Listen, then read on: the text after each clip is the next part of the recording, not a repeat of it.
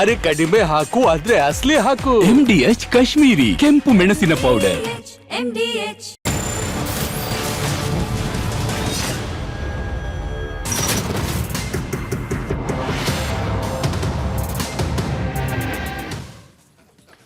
ನಮಸ್ಕಾರ, ನೀವು ನೋಡ್ತಾ ಇದ್ದೀರಾ ರಿಪಬ್ಲಿಕ್ ಕನ್ನಡ.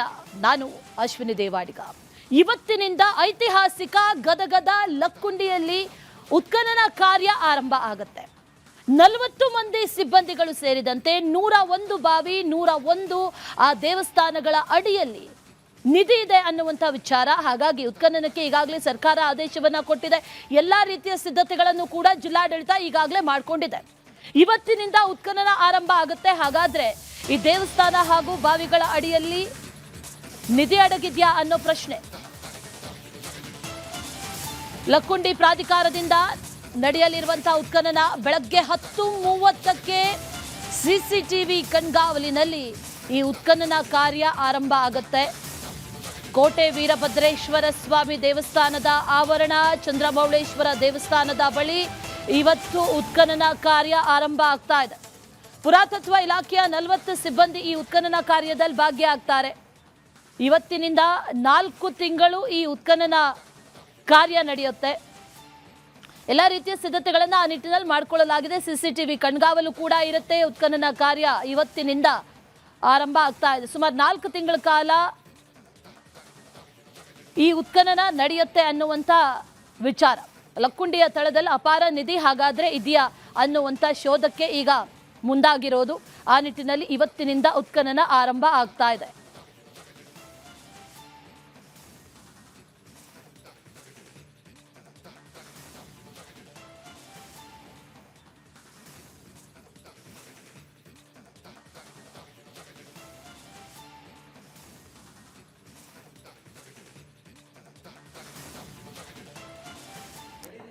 ಈ ಐತಿಹಾಸಿಕ ಲಕ್ಕುಂಡಿ ಏನಿದೆಯಲ್ಲ, ಇಲ್ಲಿ ನಿಧಿ ಸಿಕ್ಕಂತ ಪ್ರಕರಣಕ್ಕೆ ದಿನಕ್ಕೊಂದು ಟ್ವಿಸ್ಟ್ ಸಿಗ್ತಾ ಇದೆ. ನಿಧಿ ಸಿಕ್ಕ ಬೆನ್ನಲ್ಲೇ ಸರ್ಕಾರ ಭೂಮಿ ಅಗೆಯೋದಕ್ಕೆ ಮುಂದಾಗಿದೆ. ಹಾಗಾದ್ರೆ ಅಲ್ಲಿನ 101 ಬಾವಿಗಳು, 101 ದೇವಸ್ಥಾನದ ಕೆಳಗಡೆ ಅಪಾರ ಸಂಪತ್ತು ಅಡಗಿದೆಯಾ? ಏನಿದರ ರಹಸ್ಯ? ರಿಪೋರ್ಟ್ ನಿಮ್ಮ ಮುಂದೆ.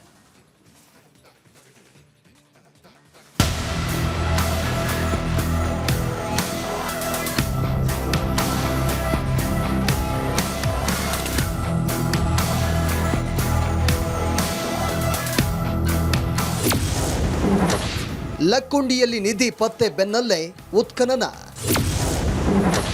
101 ಬಾವಿ, ದೇಗುಲದಡಿ ಇದೆಯಾ ಚಿನ್ನದ ಖಜಾನೆ? ಲಕ್ಕುಂಡಿ ಗ್ರಾಮ ಪುರಾತನ ಹಿನ್ನೆಲೆ ಹೊಂದಿರುವಂತಹ ಗ್ರಾಮ. ಈ ಗ್ರಾಮವನ್ನ ಈ ಹಿಂದೆ ಕಲ್ಯಾಣ ಚಾಲುಕ್ಯರು, ವಿಜಯನಗರ ಅರಸರು ಆಳ್ವಿಕೆ ಮಾಡಿದ್ದಾರೆ. ಇಲ್ಲಿ 101 ದೇವಸ್ಥಾನ, 101 ಬಾವಿ ಇರೋದು ವಿಶೇಷ. ಹೀಗಾಗಿ ಈ ದೇವಸ್ಥಾನದ ಬಳಿ ಅಪಾರವಾದ ಚಿನ್ನ, ವಜ್ರ, ವೈಡೂರ್ಯ ಇದೆ ಅಂತ ಹೇಳಲಾಗ್ತಾ ಇದೆ. ಜನವರಿ 10ರಂದು ರಿತ್ತಿ ಕುಟುಂಬ ಮನೆಯ ಪಾಯ ಮುಚ್ಚುವ ವೇಳೆ ಚಿನ್ನದ ನಿಧಿ ಪತ್ತೆಯಾಗಿತ್ತು. ಇದರ ಬೆನ್ನಲ್ಲೇ ಕೋಟೆ ವೀರಭದ್ರೇಶ್ವರ ದೇವಸ್ಥಾನದ ಬಳಿ ಉತ್ಖನನಕ್ಕೆ ಲಕ್ಕುಂಡಿ ಅಭಿವೃದ್ಧಿ ಪ್ರಾಧಿಕಾರ ಮುಂದಾಗಿದೆ. ಡಾಕ್ಟರ್ TM ಕೇಶವ್ ಅವರ ಒಂದು ನಿರ್ದೇಶನದಲ್ಲಿ, ಡಾಕ್ಟರ್ R ಶೇಜೇಶ್ವರ್ ಅವರ ಒಂದು ಉಪನಿರ್ದೇಶನದಲ್ಲಿ ಈ ಒಂದು ಉತ್ಖನನ ಕಾರ್ಯ ಪ್ರಾರಂಭವಾಗಲಿದೆ. ಇದಕ್ಕೆ ಬೇಕಾದಂಥ ಸುಮಾರು 20 ಹೆಣ್ಣು ಮಕ್ಕಳು ಕಾರ್ಮಿಕರು, ಒಂದು 10 ಜನ ಪುರುಷ ಕಾರ್ಮಿಕರು, ಸೂಪರ್ವೈಸರ್ಗಳು, ಪುರಾತತ್ವ ಇಲಾಖೆ ಸೆಂಟ್ರಲ್ ಸಿಬ್ಬಂದಿ, ರಾಜ್ಯ ಸಿಬ್ಬಂದಿ ಇವರೆಲ್ಲರ ನೇತೃತ್ವದಲ್ಲಿ ಉತ್ಖನನ ಕಾರ್ಯ ಪ್ರಾರಂಭವಾಗಲಿದೆ. ದೇಗುಲದ ಮೇಲಿರುವ ಲಕ್ಕುಂಡಿ ಶಿಫ್ಟ್ಗೆ ಪಟ್ಟು. ಇಡೀ ಗ್ರಾಮನೇ ಉತ್ಖನನ ಮಾಡಿದ್ರೆ ನಿಮ್ಗೆ ಎಲ್ಲೋ ಒಂದು ಕಡೆ ಸಿಗಬಾರ್ದು, ಸಿಕ್ತೇವೆ ಗೌರ್ಮೆಂಟ್ಗೆ ಹೆಚ್ಚಿಂದ ಆಗಬಾರ್ದು. ಎಲ್ಲ ಸಾಲ ಮಾಡ ನಮ್ಮ ಲಕ್ಕುಂಡಿ ಸಾಲನ ಮಾಡಲಾಗುತ್ತೆ ಅಂದ್ರೆ ಗ್ರಾಮವನ್ನು ಸ್ಥಳಾಂತರ ಮಾಡ್ಬೇಕಂತೀರಿ? ಹೌದು, ಲಕ್ಕುಂಡಿ ಸ್ಥಳಾಂತರ ಮಾಡಿದ್ರೆ ನಿಮ್ಗೆ ಏನಾರ ಒಂದು ಮಾಡಿದ್ದಕ್ಕೂ ಯಶಸ್ವಿ ಸಿಗ್ಬೋದು. ಇಲ್ಲದ್ರೆ ನಿಮ್ಗೆ ಎಂದೂ ಯಶಸ್ವಿ ಸಿಗೋದು ಲಕ್ಕುಂಡಿ. ನಿಧಿ ಸುತ್ತ ಸರ್ಪಗಾವಲು, ಕೋಣ ಕಾವಲು. ಅಲ್ಲಿ ಕಾವಲಿ ಐತಿ, ಇಲ್ಲಿ ಕಾವಲಿ ಅದಾವು. ಈ ಊರಾಗ ರಾಜರಾಳಿದ್ದು ಊರು. ಇದು ರೀ ಘಟ್ಟ ಸರ್ಪ ರೀ, ಕೋಣ. ಆಮೇಲಿಂದ ಈರಾಣನ ಗುಡಿಲಿಂದ ಶಾವಿಗೆ ಮರ ಬರ್ಮಪ್ಪನ ಗುಡಿಗೆ ಗವಿ ಐತಿ ಅಂತಂದ್ರಿ. ಇನ್ನು ಗ್ರಾಮದಲ್ಲಿ ನಿಧಿ ಪತ್ತೆಯಾದ ಬಳಿಕ ದೇವಸ್ಥಾನಗಳ ಮೇಲೆ ನಿಧಿಗಳ್ಳರ ಹಾವಳಿ ಹೆಚ್ಚಾಗುವ ಆತಂಕ ಎದುರಾಗಿತ್ತು. ಈ ಕುರಿತು ರಿಪಬ್ಲಿಕ್ ಕನ್ನಡ ವಿಸ್ತೃತ ವರದಿ ಬೆನ್ನಲ್ಲೇ ಸಿಸಿಟಿವಿ ಅಳವಡಿಕೆ ಭದ್ರತೆ ನೀಡಲು ಲಕ್ಕುಂಡಿ ಪ್ರಾಧಿಕಾರ ಮುಂದಾಗಿದೆ.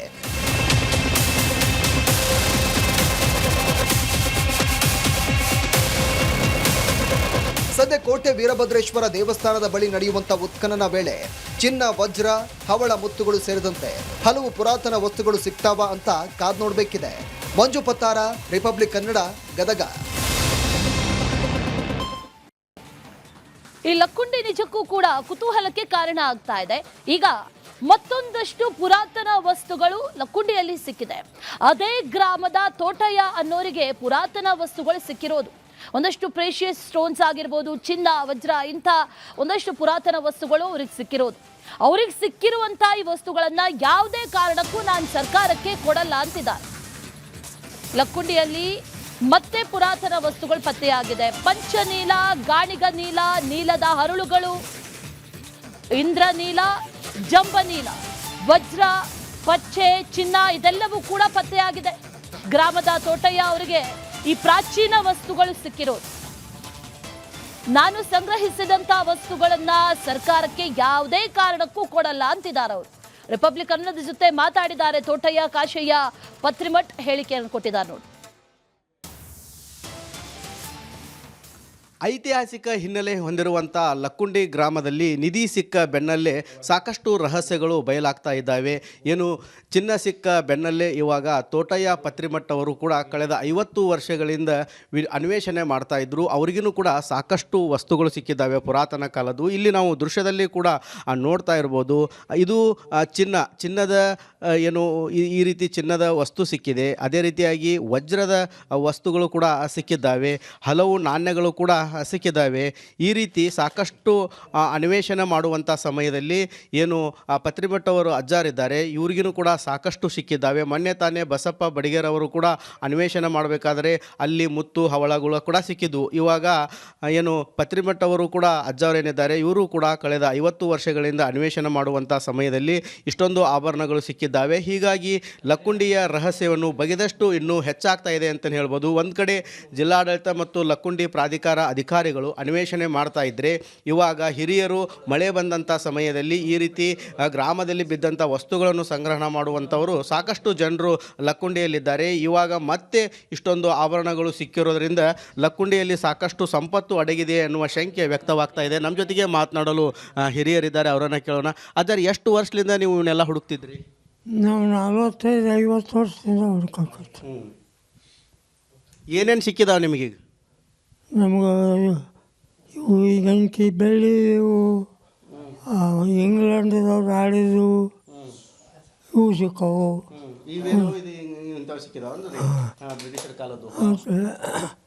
ವಜ್ರ, ಪ್ಲಾಟಮ್, ಹವಳ, ನೀಲ, ಪಚ್ಚ, ವಜ್ರ, ವೈಡೂರ್ಯ, ಗೋಮೇಧಿಕ, ಪುಷ್ಯರಾಗ,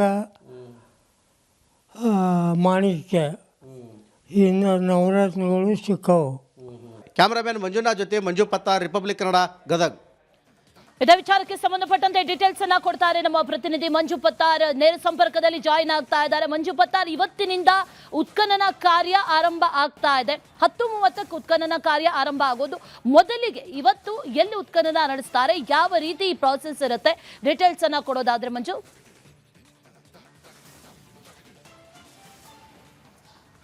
ಹೌದು ಅಶ್ವಿನಿ, ಏನಂತಂದರೆ ಗದಗ ತಾಲೂಕಿನ ಲಕ್ಕುಂಡಿ ಗ್ರಾಮದಲ್ಲಿ ಚಿನ್ನದ ನಿಧಿ ಸಿಕ್ಕ ಬೆನ್ನಲ್ಲೇ ಇವಾಗ ಉತ್ಖನನ ಆರಂಭವಾಗಲಿದೆ. ಏನು 10:30 ಇದೇ ಒಂದು ಸ್ಥಳದಲ್ಲಿ ನಾವಿಲ್ಲಿ ದೃಶ್ಯದಲ್ಲಿ ಕೂಡ ನೋಡ್ತಾ ಇರ್ಬೋದು. ಏನು ಶ್ರೀ ಕೋಟೆ ವೀರಭದ್ರೇಶ್ವರ ದೇವಸ್ಥಾನ ಏನಿದೆ, ಈ ದೇವಸ್ಥಾನದ ಮುಂಭಾಗದಲ್ಲಿ, ಅಂದರೆ ಈ ಒಂದು ದೇವಸ್ಥಾನದ ಮುಂಭಾಗದಲ್ಲಿ ಪುಷ್ಕರಣಿ ಇದೆ. ಅದರ ಪಕ್ಕದಲ್ಲಿ ಚಂದ್ರಮೌಳಿ ದೇವಸ್ಥಾನ ಕೂಡ ಇದೆ. ನಾವೇನು ಈ ಸ್ಥಳದಲ್ಲಿ ನಿಂತುಕೊಂಡಿದ್ದೇವೆ. ಇಲ್ಲಿ 16x16 ಅಂದರೆ ಇದು ನಡುವಿನ ಪಾಯಿಂಟ್ ಅಂತ ಅನ್ಕೊಂಡ್ರು ಕೂಡ ಇಲ್ಲಿಂದ 16, ಈ ಭಾಗದಲ್ಲಿ 16, ಈ ಭಾಗದಲ್ಲಿ 16, ಈ ರೀತಿ ಇಲ್ಲಿ ಏನು ಉತ್ಖನನ ನಡೆಯಲಿದೆ. ಸುಮಾರು 3 ರಿಂದ 4 ತಿಂಗಳ ಕಾಲವರೆಗೂ ಕೂಡ ಇಲ್ಲಿ ಉತ್ಖನನ ನಡೆಯಲಿದೆ ಅಂತ ಹೇಳಿ ಲಕ್ಕುಂಡಿ ಪ್ರಾಧಿಕಾರದ ಏನು ಆಯುಕ್ತರು ಕೂಡ ಹೇಳ್ತಾ ಇದ್ದಾರೆ. ನಾನು ಇಲ್ಲಿ ದೃಶ್ಯದಲ್ಲಿ ಕೂಡ ನೋಡ್ತಾ ಇರಬಹುದು, ಏನು ಕೋಟೆ ವೀರಭದ್ರೇಶ್ವರ ದೇವಸ್ಥಾನ ಇದೆ, ಇದರ ಹಿಂಭಾಗದಲ್ಲಿ ಟಂಕ ಶಾಲೆ ಇದೆ, ಅಲ್ಲಿ ನಾಣ್ಯಗಳನ್ನು ರೆಡಿ ಮಾಡ್ತಾ ಇದ್ರು ಅನ್ನುವ ಇದಿದೆ. ಹೀಗಾಗಿ ಈ ಒಂದು ಭಾಗದಲ್ಲಿ ಸಾಕಷ್ಟು ಚಿನ್ನ ವೈಡೂರ್ಯಗಳು ಕೂಡ ಸಿಗಬಹುದು ಅಂತೇಳಿ ಇಲ್ಲಿ ದೃಶ್ಯದಲ್ಲಿ ಕೂಡ ನಾವು ನೋಡ್ತಾ ಇರ್ಬೋದು. ಇದೇ ಒಂದು ವೀರಭದ್ರೇಶ್ವರ ದೇವಸ್ಥಾನ. ಇಲ್ಲಿ ನಾ ಮೆಟ್ಲ ಇಳಿದು ತೋರಿಸ್ತೀನಿ. ಏನಂತಂದ್ರೆ ಈ ಮೆಟ್ಲು ಅಂದ್ರೆ ಇಲ್ಲಿ ಈ ರೀತಿ ಸ್ಟೆಪ್ಗಳಿದ್ದಾವೆ, ಈ ರೀತಿ ಸ್ಟೆಪ್ಗಳಿದ್ದಾವೆ. ಒಳಗಡೆ ಗರ್ಭಗುಡಿ ಇದೆ.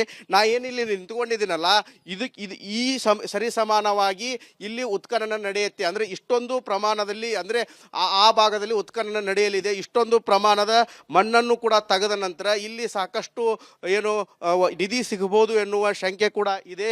ಯಾಕಂತಂದ್ರೆ ಇದು ಪುರಾತನ ಕಾಲದ ದೇವಸ್ಥಾನ. ಇಲ್ಲಿ ಸುಮಾರು 15 ರಿಂದ 20 ವರ್ಷಗಳ ಹಿಂದೆ ಈ ಒಂದು ಭಾಗದಲ್ಲಿ ಏನು ಉತ್ಖನನ ನಡೆಯಲಿದೆಯಲ್ಲ, ಈ ಒಂದು ಭಾಗದಲ್ಲಿ ಏನು ಇಲ್ಲಿರುವಂಥ ಕೆರೆ ಮಣ್ಣನ್ನು ತೆಗೆದುಕೊಂಡ್ಬಂದು ಆ ಮಣ್ಣು ಹಾಕಿದ್ದಾರೆ. ಹೀಗಾಗಿ ಸಾಕಷ್ಟು ಪ್ರಮಾಣದಲ್ಲಿ ಇಲ್ಲಿ ಮಣ್ಣು ಹಾಕಿದ್ದಾರೆ.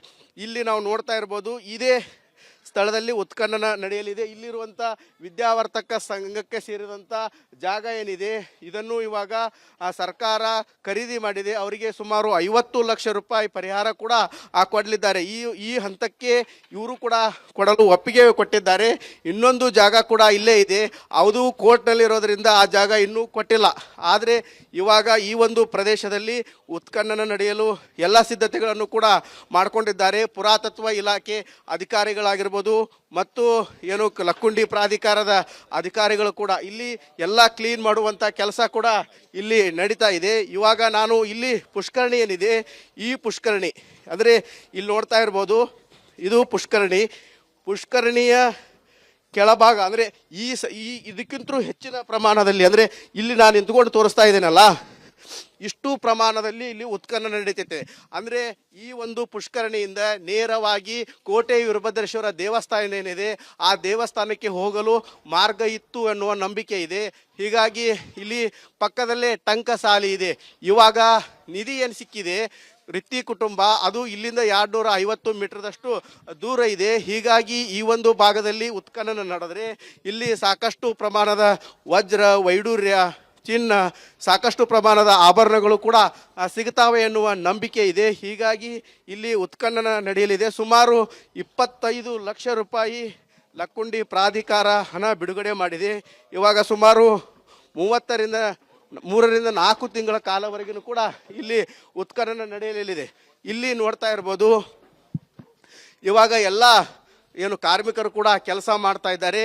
ಈ ಭಾಗದಲ್ಲಿ ನಾವು ನೋಡ್ತಾ ಇರೋದು ಇದು ಚಂದ್ರಮೌಳೇಶ್ವರ ದೇವಸ್ಥಾನ. ಈ ದೇವಸ್ಥಾನದ ಹೈಟು ಮತ್ತು ನಾವು ನಿಂತುಕೊಂಡಂಥ ಹೈಟ್ ನೋಡಿದರೆ ಸಾಕಷ್ಟು ಪ್ರಮಾಣದಲ್ಲಿ ಇಲ್ಲಿ ಮಣ್ಣು ಹಾಕಿದ್ದಾರೆ ಅನ್ನೋದು ಮೇಲ್ನೋಟಕ್ಕೆ ಗೊತ್ತಾಗತ್ತೆ. ಇಷ್ಟೊಂದು ಪ್ರಮಾಣದ ತಗ್ಗು ಪ್ರದೇಶ ಏನಿದೆ, ಇಷ್ಟೊಂದು ಪ್ರಮಾಣದ ತಗ್ಗು ಪ್ರದೇಶದಲ್ಲಿರುವ ಮಣ್ಣನ್ನು ತೆಗೆದರೆ ಈ ಭಾಗದಲ್ಲಿ ಸುಮಾರು 33 ಎಕರೆ ಅಂದರೆ 33ರಷ್ಟು ಕೂಡ ಎಲ್ಲ ಕಡೆ ಇಲ್ಲಿ ಉತ್ಖನನ ಮಾಡಿದಾಗ ಮಾತ್ರ ಇಲ್ಲಿರುವಂಥ ಖನಿಜ ಸಂಪತ್ತು, ಚಿನ್ನದ ಸಂಪತ್ತು ಸಿಗುವ ಲಕ್ಷಣಗಳು ಕೂಡ ಸಾಕಷ್ಟಿದ್ದಾವೆ. Ashwini. Right Manju Battar, thank you ಡೀಟೇಲ್ಸ್ಗೆ.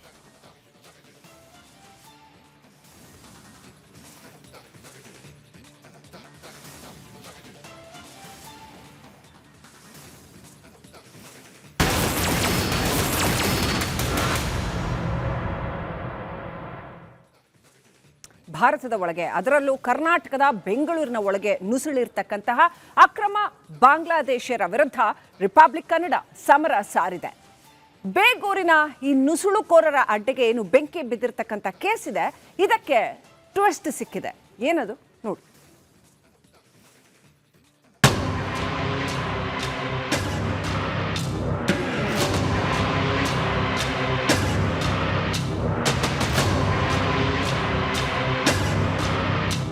ದೇಶದ ಭದ್ರತೆಯನ್ನ ಲೆಕ್ಕಿಸದೆ ಅಕ್ರಮವಾಗಿ ಬೆಂಗಳೂರಿಗೆ ಬಂದು ಬಾಂಗ್ಲಾ ನಿವಾಸಿಗಳು ಬೇಗೂರಿನಲ್ಲಿ ವಾಸವಾಗಿದ್ರು. ಅಕ್ರಮ ಗ್ಯಾಸ್ ರಿಫಿಲ್ಲಿಂಗ್ ಅಡ್ಡೆ ಆಯ್ತಾ ಬೇಗೂರು.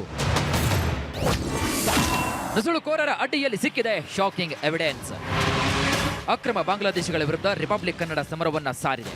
5 ದಿನ 5 ಡೇರಿಂಗ್ ಸ್ಟಿಂಗ್ ಆಪರೇಷನ್ ಮಾಡಿ ನುಸುಳುಕೋರರ ಅಡ್ಡೆಗಳನ್ನ ಎಕ್ಸ್ಪೋಸ್ ಮಾಡಿದೆ. ನುಸುಳುಕೋರರ ಅಡ್ಡೆಯಲ್ಲಿ ಶಾಕಿಂಗ್ ಎವಿಡೆನ್ಸ್ಗಳು ಸಿಕ್ಕಿವೆ. ಬೇಗೂರಿನ ನುಸುಳುಕೋರರು ಅಕ್ರಮ ಗ್ಯಾಸ್ ರೀಫಿಲ್ಲಿಂಗ್ ಅಡ್ಡೆಯಾಯ್ತಾ ಅನ್ನೋ ಅನುಮಾನ ಕೂಡ ಶುರುವಾಗಿದೆ. ಹೇಗೂ ಬ್ಲಾಸ್ಟ್ ಆಯ್ತು ಗೊತ್ತಾ ಸರ್? ಸಿಕ್ಕಾಪಟ್ಟೆ ನಾವು ಫಸ್ಟ್ ಸ್ಟಾರ್ಟಿಂಗ್ ಬಂದಾಗ ನಮಗ ಅಲ್ಲಿ ದೂರ ಅಲ್ಲ ನೋಡಕ್ ಅಷ್ಟೊಂದು ಭಯ ಭಯ ಭಯ. ಇಷ್ಟೊಂದು ಸಿಲಿಂಡರ್ ಹೆಂಗಿತ್ತು ಇಲ್ಲಿ? ಅಕ್ರಮವಾಗಿ ಏನಾರು ಇಟ್ಟಿದ್ರ ಇವರು ಸಿಲಿಂಡರ್? ಅಲ್ಲ, ಸಿಲಿಂಡರ್ ಇವ್ರಿಗೆ ಯಾರು ಕೊಟ್ಟಿರ್ತಾರೆ? ಇವರಿಗೆ ಶೆಡ್ ಅವ್ರಿಗೆ ಮಾಹಿತಿ ಇಲ್ಲ, ಅದ್ರ ಬಗ್ಗೆ ಆಫೀಸ್ ಅವ್ರಿಗೆ ಕೇಳುತ್ತೆ. ಇದೆಲ್ಲ ಇಷ್ಟ ಬಿಟ್ರೆ ಇನ್ನು ತುಂಬಾ ಕಷ್ಟ ಆಗುತ್ತೆ ನೋಡಿ ಸರ್. ಇದು ಒಂದೇ ಅಲ್ಲ, ಇಂಥವು ಸುಮಾರು ಸರ್ ಇಂಥವೆಲ್ಲ. ಬಂಧನದ ಭೀತಿಯಿಂದ ಅಕ್ರಮ ವಲಸಿಗರು ಬೆಂಕಿ ಹಾಕೊಂಡ್ರ. ಜಾಗ ಖಾಲಿ ಮಾಡಿಸೋಕೆ ಬೆಂಕಿಯ ಜ್ವಾಲೆಯ ನರ್ತನ ನಡೀತಾ. ನುಸುಳುಕೋರರ ಅಕ್ರಮ ಬಯಲಾಗ್ತಾ ಇದ್ದಂತೆ ಜಾಗ ಖಾಲಿ ಮಾಡೋಕೆ ಪ್ಲಾನ್ ಮಾಡಿದ್ರ. ಬೇಗೂರು ಬೆಂಕಿಯ ಸುತ್ತ ಇದೀಗ ಅನುಮಾನಗಳ ಹುತ್ತ ಬೆಳಿತಾನೇ ಇದೆ. ಮನೆಗಳು ಸಂಪೂರ್ಣವಾಗಿ ಸುಟ್ಟು ಭಸ್ಮ ಆಗಿದೆ. ಇಲ್ಲಿದ್ದಂತಹ ನಿವಾಸಿಗಳು ಚಲ್ಲಾಪಿಲ್ಲಿಯಾಗಿ ಎಸ್ಕೇಪ್ ಆಗಿದ್ದಾರೆ. ಒಂದು ಕಡೆಗೆ ಎಲ್ಲಿ ಹೋಗಿದ್ದಾರೆ ಅನ್ನೋದು ಕೂಡ ಗೊತ್ತಿಲ್ಲ. ಹೀಗಾಗಿ ಅಕ್ಕಪಕ್ಕದಲ್ಲಿದ್ದಂಥ ನಿವಾಸಿಗಳು ಪಾಲಿಗೆ ಬಂದದ್ದೇ ಪಂಚಾಮೃತ ಅನ್ನುವ ರೀತಿಯಲ್ಲಿ ಬಂದು ಇಲ್ಲಿದ್ದಂಥ ಎಲ್ಲ ವಸ್ತುಗಳನ್ನ ಕಲೆಕ್ಟ್ ಮಾಡುವಂತ ಕೆಲಸವನ್ನ ಮಾಡ್ತಾ ಇರುವಂತ. ಕಳೆದ ಮಂಗಳವಾರ 7 ಮಂದಿ ಅಕ್ರಮ ಬಾಂಗ್ಲಾದೇಶಿಗಳನ್ನ ಪೊಲೀಸರು ಬಂಧಿಸಿದ್ರು. ಪೊಲೀಸರು ಬರ್ತಾ ಇದ್ದಂತೆ ಎಸ್ಕೇಪ್ ಕೂಡ ಆಗಿದ್ರು. ನುಸುಳುಕೋರರ ಬಂಧನ ಆಗ್ತಾ ಇದ್ದಂತೆ ಬೆಂಕಿ ದಗದಗಿಸಿದೆ. ಎಸ್ಕೇಪ್ ಆಗೋಕೆ ಬೆಂಕಿ ಹಾಕಿ ಡೈವರ್ಟ್ ಮಾಡಿರುವಂತಹ ಶಂಕೆ ವ್ಯಕ್ತವಾಗಿದೆ. ಬೆಂಕಿ ಹೊತ್ತಿ ಉರಿಯುವ ಮುನ್ನವೇ ಬಾಂಗ್ಲಾದೇಶಿಗರು ಜೂಟಾಗಿದ್ದಾರೆ. ಭೂಮಿ ಮಾಲೀಕನ ವಿರುದ್ಧ ಎಫ್ಐಆರ್ ಸಿದ್ಧತೆ. ಗುಜರಿ ಮಾಡಿಕೊಳ್ಳಲು 4 ಕುಟುಂಬದವರಿಗೆ ಸ್ಥಳ ಕೊಟ್ಟಿದ್ದ ಮಾಲೀಕನ ವಿರುದ್ಧ ಎಫ್ಐಆರ್ ದಾಖಲಿಸಲು ಪೊಲೀಸರು ಸಿದ್ಧತೆ ನಡೆಸಿದ್ದಾರೆ. ಸ್ಥಳಕ್ಕೆ ಭೇಟಿಯನ್ನ ನೀಡದೇ ಇರುವಂತಹ ಮಾಲೀಕನ ಪತ್ತೆಗೆ ಪೊಲೀಸರು ಬಲೆ ಬೀಸಿದ್ದಾರೆ ಅಂತ ಹೇಳಲಾಗ್ತಾ ಇದೆ. ಬೆಂಗಳೂರಿನ ಬೇಗೂರು ಸ್ಫೋಟ ಪ್ರಕರಣಕ್ಕೆ ಮೆಗಾ ಟ್ವಿಸ್ಟ್ ಸಿಕ್ಕಿದ್ದು, ಅಕ್ರಮವಾಗಿ ಗ್ಯಾಸ್ ರೀಫಿಲ್ಲಿಂಗ್ನಿಂದಾಗಿ ಬೆಂಕಿ ದಗದಗಿಸಿರುವುದು ಬೆಳಕಿಗೆ ಬಂದಿದೆ. ಬಾಂಗ್ಲಾದೇಶಿಗರ ಕಳ್ಳಾಟವನ್ನ ನಿಮ್ಮ ರಿಪಬ್ಲಿಕ್ ಕನ್ನಡ ಅನಾವರಣ ಮಾಡಿದೆ. ಚರಣ್ ಜೊತೆಗೆ ಅಭಿಷೇಕ್, ರಿಪಬ್ಲಿಕ್ ಕನ್ನಡ, ಬೆಂಗಳೂರು. ಬೇಗೂರಿನಲ್ಲಿ ಅಗ್ನಿ ಅವಘಡ ಸಂಭವಿಸಿತು. ಅಲ್ಲಿದ್ದಂಥ ಶೆಡ್ಗಳೆಲ್ಲವೂ ಕೂಡ ಕಂಪ್ಲೀಟ್ ಆಗಿ ಭಸ್ಮ ಹೊತ್ತಿ ಉರಿತು, ಶೆಡ್ಗಳೆಲ್ಲವೂ ಕೂಡ. ಆದರೆ ಇದರ ನಂತರದಲ್ಲಿ ಒಂದಷ್ಟು ಪ್ರಶ್ನೆಗಳು, ಅನುಮಾನಗಳು ಈಗ ಕಾಡ್ತಾ ಇದೆ. ಈ ಶೆಡ್ಗಳೆಲ್ಲವೂ ಬೆಂಕಿಗೆ ಆಹುತಿ ಆಗಿದ್ದು ಇದು ಆಕಸ್ಮಿಕನ ಇಲ್ಲ ಇದು ಷಡ್ಯಂತ್ರನ ಅನ್ನೋ ಪ್ರಶ್ನೆ. ಬಾಂಗ್ಲಾದೇಶಿಗರ ಶೆಡ್ಗಳು ದಗದಗ ಅಂತ ಹೊತ್ತಿ ಉರಿದ್ವು. ಈ ಪ್ರಕರಣದ ಹಿಂದೆ ಏನಾದರೂ ಮಸಲತ್ತಿದ್ಯಾ ಅನ್ನೋ ಪ್ರಶ್ನೆ. ಯಾವಾಗ ಸುದ್ದಿ ಬಿತ್ತರ ಆಯ್ತೋ 7 ಮಂದಿ ಅರೆಸ್ಟ್ ಆದ್ರು. ಆ ನಂತರದಲ್ಲಿ ಏಕಾಏಕಿಯಾಗಿ ಅಲ್ಲಿದ್ದಂಥ ಶೆಡ್ಗಳಿಗೆ ಬೆಂಕಿ ಬೀಳುತ್ತೆ ಅನ್ನೋದಾದ್ರೆ ಇದು ಆಕಸ್ಮಿಕನ ಅಥವಾ ಕಿಡಿಗೇಡಿಗಳ ಕೃತ್ಯವ ಅನ್ನೋ ಪ್ರಶ್ನೆ ಈಗ ಕಾಡ್ತಾ ಇರೋದು. ರಿಪಬ್ಲಿಕ್ ಕನ್ನಡದಲ್ಲಿ ಬೇಗೂರು ಬೆಂಕಿಯ ಎಕ್ಸ್ಕ್ಲೂಸಿವ್ ಸ್ಟೋರಿ. ಬಾಂಗ್ಲಾದೇಶಿಗರ ಶೆಡ್ ದಗದಗ ಅಂತ ಹೊತ್ತಿ ಉರಿಯಿತು. ರಾತ್ರೋರಾತ್ರಿ ಬೆಂಕಿ ಬಿತ್ತು. ಇದು ಹೇಗೆ ಸಾಧ್ಯ ಅನ್ನೋ ಪ್ರಶ್ನೆ. ಅಲ್ಲೇ ಅಕ್ರಮ ರೀಫಿಲ್ಲಿಂಗ್ ದಂಧೆ ಕೂಡ ನಡೀತಾ ಇತ್ತು ಅನ್ನುವಂಥ ವಿಚಾರ. ಇದರಿಂದ ಏನಾದರೂ ನಡೀತಾ ಅನ್ನೋ ಅನುಮಾನಗಳು ಆರಂಭದಲ್ಲಿ ಕಾಡಿದ್ವು. ಆದರೆ ಈಗ ಪೊಲೀಸರ ದಿಕ್ಕು ತಪ್ಪಿಸೋದಕ್ಕೆ ಏನಾದರೂ ಮಹಾ ಷಡ್ಯಂತ್ರವನ್ನ ನಡೆಸಿದ್ರ ಈ ಅಕ್ರಮ ಬಾಂಗ್ಲಾದೇಶಿಗರು ಅನ್ನೋ ಪ್ರಶ್ನೆ ಮೂಡ್ತಾ ಇದೆ. ಅಕ್ರಮ ಬಾಂಗ್ಲಾದೇಶಿಗರ ವಿರುದ್ಧ ರಿಪಬ್ಲಿಕ್ ಸಮರವನ್ನ ಸಾರಿದೆ. ರಿಪಬ್ಲಿಕ್ ಕನ್ನಡ ಸರಣಿ ವರದಿಯನ್ನ ಮಾಡಿದ ಬಳಿಕ ಪೊಲೀಸರು ಅಲರ್ಟ್ ಆದ್ರು. ಆ ನಂತರದಲ್ಲಿ 7 ಮಂದಿ ಬಾಂಗ್ಲಾದೇಶಿಗರನ್ನ ಬಂಧನ ಕೂಡ ಮಾಡಿದ್ರು. ಇದರಿಂದ ಏನಾದರೂ ನುಸುಳುಕೋರರಿಗೆ ಭಯ ಶುರುವಾಯ್ತಾ? ಜಾಗ ಖಾಲಿ ಮಾಡೋದಕ್ಕೆ ತಾವೇ ಶೆಡ್ಗಳಿಗೆ ಬೆಂಕಿ ಹಾಕಿದ್ರ ಅನ್ನೋ ಪ್ರಶ್ನೆಗಳು ಕೂಡ ಈಗ ಮೂಡ್ತಾ ಇದೆ. ಒಂದಷ್ಟು ಅನುಮಾನಗಳಿಗೂ ಕೂಡ ಕಾರಣ ಆಗ್ತಾ ಇದೆ. ಪೊಲೀಸರ ಕಣ್ಣು ತಪ್ಪಿಸಿ ಓಡೋಗಿದ್ದಾರೆ.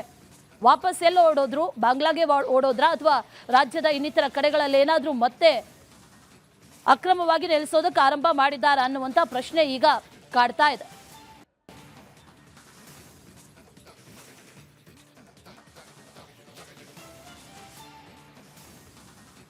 ಇಲ್ಲಿ ಬೇಗೂರಲ್ಲಿ ಹೂತಿಟ್ಟಿದ್ದ ಸಿಲಿಂಡರ್ ಸ್ಫೋಟ ಆಗಿ ಬೆಂಕಿ ಹೊತ್ಕೊಂಡಿದೆ ಅಂತ ಹೇಳಲಾಗಿದೆ. ಈ ಸಿಲಿಂಡರ್ ಹೂತಿಡೋದಕ್ಕೆ ಈ ಜಾಗದ ಮಾಲೀಕ ಅವಕಾಶ ಹ್ಯಾಕ್ ಕೊಟ್ಟ? ಯಾರು ಆತ? ಏನ್ ಮಾಡ್ತಾ ಇದ್ದ? ಈ ಹಿಂದೂ ಕೂಡ ಇಲ್ಲಿ ಅಗ್ನಿ ಅವಘಡ ನಡೆದಿತ್ತು. ಈ ಬಾಂಗ್ಲಾ ಅಡ್ಡಿಯಲ್ಲಿ ಸಿಲಿಂಡರ್ ಸ್ಫೋಟಗೊಂಡ ಕೇಸ್ಗೆ ಸಂಬಂಧಪಟ್ಟಂತೆ ಸಾಕಷ್ಟು ಅನುಮಾನಗಳು ಏಳ್ತಾ ಇದೆ. ಬೆಂಗಳೂರಿನ ಬೇಗೂರಿನಲ್ಲಿ ನಡೆದಿರ್ತಕ್ಕಂಥ ಘಟನೆ. ಜಾಗದ ಮಾಲೀಕನ ವಿರುದ್ಧ ಎಫ್ಐಆರ್ ಹಾಕೋದಕ್ಕೆ ಸಿದ್ಧತೆ ನಡೆದಿದೆ.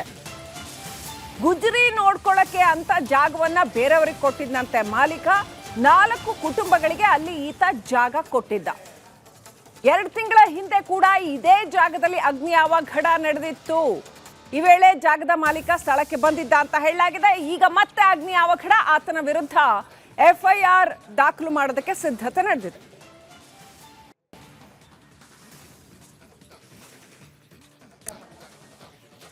ಇನ್ನಷ್ಟು ಅಪ್ಡೇಟ್ ಪಡ್ಕೊಳ್ಳೋಣ. ನಮ್ಮ ಪ್ರತಿನಿಧಿ ಚರಣ್ ಲೈವ್ ಕನೆಕ್ಟ್ ಆಗಿದ್ದಾರೆ. ಚರಣ್, ಈ ಅಕ್ರಮ ಬಾಂಗ್ಲಾದೇಶಿಯರ ಅಡ್ಡೆಗಳಲ್ಲಿ ಏನೆಲ್ಲ ಅಕ್ರಮಗಳು ನಡೀತಾ ಇದ್ದಾವೆ? ಇದು ಸಿಲಿಂಡರ್ ಬ್ಲಾಸ್ಟ್ ಆಗಿದ್ದಿದ್ದೆ ಹೌದಾ? ಅದನ್ನ ಯಾಕೆ ಹೂತಿಟ್ಟಿದ್ರು?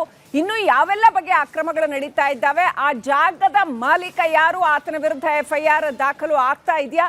ಡೀಟೇಲ್ಸ್ ಕೊಡ್ತಾ ಹೋಗೋದಾದ್ರೆ.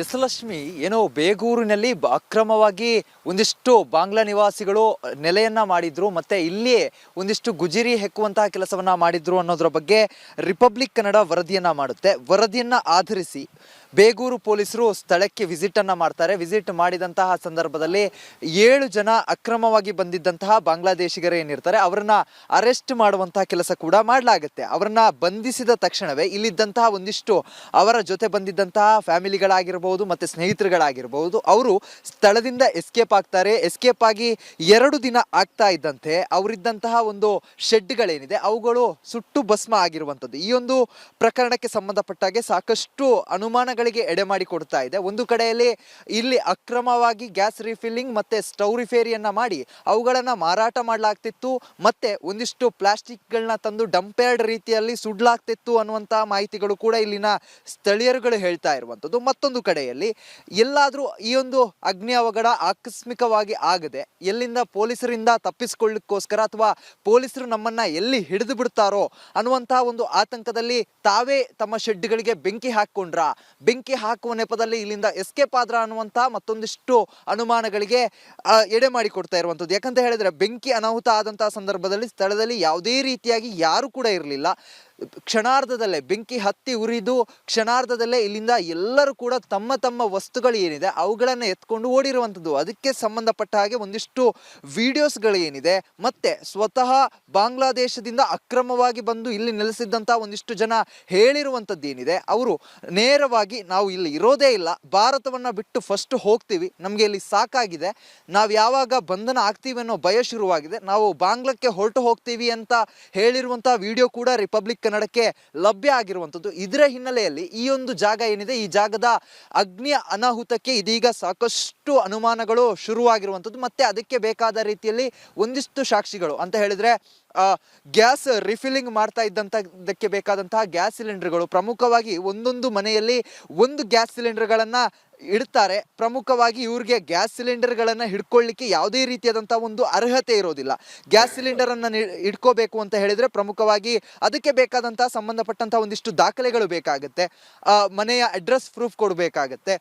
ಅದಾದ ಬಳಿಕ ಗ್ಯಾಸ್ ಸಿಲಿಂಡರ್ ವ್ಯವಸ್ಥೆಯನ್ನು ಮಾಡಿಕೊಡ್ಲಾಗತ್ತೆ. ಆದರೆ ಇವರು ಅಕ್ರಮವಾಗಿ ಗ್ಯಾಸ್ ಸಿಲಿಂಡರ್ಗಳನ್ನ ತರ್ತಾ ಇದ್ರು, ಅದನ್ನು ಪೇಂಟಿಂಗ್ ಮಾಡ್ತಾ ಇದ್ರು, ಅದಾದ ಬಳಿಕ ಅದಕ್ಕೆ ಗ್ಯಾಸನ್ನು ರೀಫಿಲ್ ಮಾಡ್ತಾ ಇದ್ರು. ಒಂದು ತಮಗೆ ಯೂಸ್ ಮಾಡ್ಕೊಳ್ಳೋದ್ರ ಜೊತೆಗೆ ಎಕ್ಸ್ಟ್ರಾ ಇದ್ದಂತಹ ಗ್ಯಾಸ್ ಸಿಲಿಂಡರ್ಗಳೇನಿದೆ ಅವುಗಳನ್ನು ಮಾರಾಟ ಮಾಡುವಂತಹ ಕೆಲಸವನ್ನು ಕೂಡ ಮಾಡ್ತಾ ಇದ್ರು ಅನ್ನುವಂತಹ ಆರೋಪಗಳು ಕೂಡ ಕೇಳಿ ಬರ್ತಾ ಇರುವಂಥದ್ದು. ಇದರ ಮಧ್ಯೆ ಇದೀಗ ಪೊಲೀಸರು ಒಂದು ಕಡೆಯಲ್ಲಿ ಏನು ಬೆಂಕಿ ಅನಾಹುತ ಆದಂಥ ಸಂದರ್ಭದಲ್ಲಿ ಇಲ್ಲಿದ್ದಂತಹ ಒಂದಿಷ್ಟು ಬಾಂಗ್ಲಾದೇಶಿಗಳೇನಿದ್ದಾರೆ, ಇಲ್ಲಿದ್ದಂತಹ ನಿವಾಸಿಗಳೇನಿದ್ದಾರೆ ಅವರನ್ನ ಹುಡುಕಾಟದಲ್ಲಿದ್ದಾರೆ. ಅವರು ಎಲ್ಲ ಹೋದ್ರು ಮತ್ತೆ ಎಲ್ಲಿ ಈಗ ವಾಸ್ತವ್ಯವನ್ನ ಹೂಡ್ತಾ ಇದ್ದಾರೆ, ಅಥವಾ ಭಾರತವನ್ನೇ ಬಿಟ್ಟು ಹೋದ್ರ ಅಥವಾ ಬೆಂಗಳೂರಿನ ಬೇರೆ ಯಾವುದಾದ್ರೂ ಜಾಗಗಳಿಗೆ ಹೋಗಿ ಅಲ್ಲಿ ನೆಲೆಸಿದ್ರ ಅನ್ನೋದ್ರ ಬಗ್ಗೆ ಕೂಡ ಪೊಲೀಸರು ತನಿಖೆಯನ್ನು ನಡೆಸ್ತಾ ಇದ್ದಾರೆ. ಇದರ ಜೊತೆಗೆ ಈ ಒಂದು ಜಾಗದಲ್ಲಿ ಸುಮಾರು 4 ಕುಟುಂಬಗಳಿಗೆ ಅಂತ ಹೇಳಿದ್ರೆ ಅಕ್ರಮವಾಗಿ ಬಂದಿದ್ದಂತಹ 4 ಕುಟುಂಬಗಳಿಗೆ ಇಲ್ಲಿ ಬಾಡಿಗೆಗೆ ಈ ಜಾಗವನ್ನು ನೀಡಲಾಗಿತ್ತು. ಪ್ರತಿ ತಿಂಗಳು ಅವರು 6,000 ರೂಪಾಯಿಯನ್ನ ಇಲ್ಲಿನ ಜಾಗದ ಮಾಲೀಕ ಏನಿದ್ದಾನೆ ಆತನಿಗೆ ಕೊಡ್ತಾ ಇದ್ರು. ಮತ್ತೆ ತಮ್ಮ ಕೆಲಸ ಏನಿದೆ ಗುಜರಿಯನ್ನ ಹೆಕ್ಕುವಂಥದ್ದು, ಅವುಗಳನ್ನು ತಂದು ಸಂಗ್ರಹಿಸುವಂಥದ್ದು, ಮತ್ತೆ ಇಲ್ಲಿಂದ ಲಾರಿಗಳಿಗೆ ತುಂಬಿಸಿ ಅವುಗಳನ್ನು ಬೇರೆ ಬೇರೆ ರಾಜ್ಯಗಳಿಗೆ ಮತ್ತೆ ಬೇರೆ ಬೇರೆ ಕಡೆಗಳಿಗೆ ಸಪ್ಲೈ ಮಾಡುವಂಥ ಕೆಲಸವನ್ನ ಮಾಡ್ತಾ ಇದ್ರು. ಇದೀಗ ಮೂಡಿರುವಂತಹ ಪ್ರಶ್ನೆ, ಯಾವುದೇ ದಾಖಲಾತಿಗಳಿಲ್ಲದೆ, ಯಾವುದೇ ರೀತಿಯಾದಂತಹ ಭಾರತದ ಪ್ರೂಫ್ಗಳಿಲ್ಲದೆ ಬಂದಿದ್ದಂತಹ ಅಕ್ರಮ ನಿವಾಸಿಗಳಿಗೆ ಜಾಗವನ್ನ ಹೇಗೆ ನೀಡಿದ್ರು, ಮತ್ತೆ ಆ ಒಂದು ಜಾಗದಲ್ಲಿ ಈ ರೀತಿಯಾದಂತಹ ಕೆಲಸಗಳು ಆಗ್ತಾ ಇದ್ರು ಕೂಡ ಮಾಲೀಕರು ಮುಂದಾಗ್ಲಿಲ್ಲ ಅನ್ನುವಂತಹ ಒಂದು ಕ್ರಮದ ಮೇಲೆಗೆ ಆತನ ಮೇಲೆ FIR ಅನ್ನ ಕೂಡ ಮಾಡಲಿಕ್ಕೆ ಪೊಲೀಸರು ಸಿದ್ಧತೆಯನ್ನ ಮಾಡಿರುವಂಥದ್ದು. ಲಕ್ಷ್ಮಿ,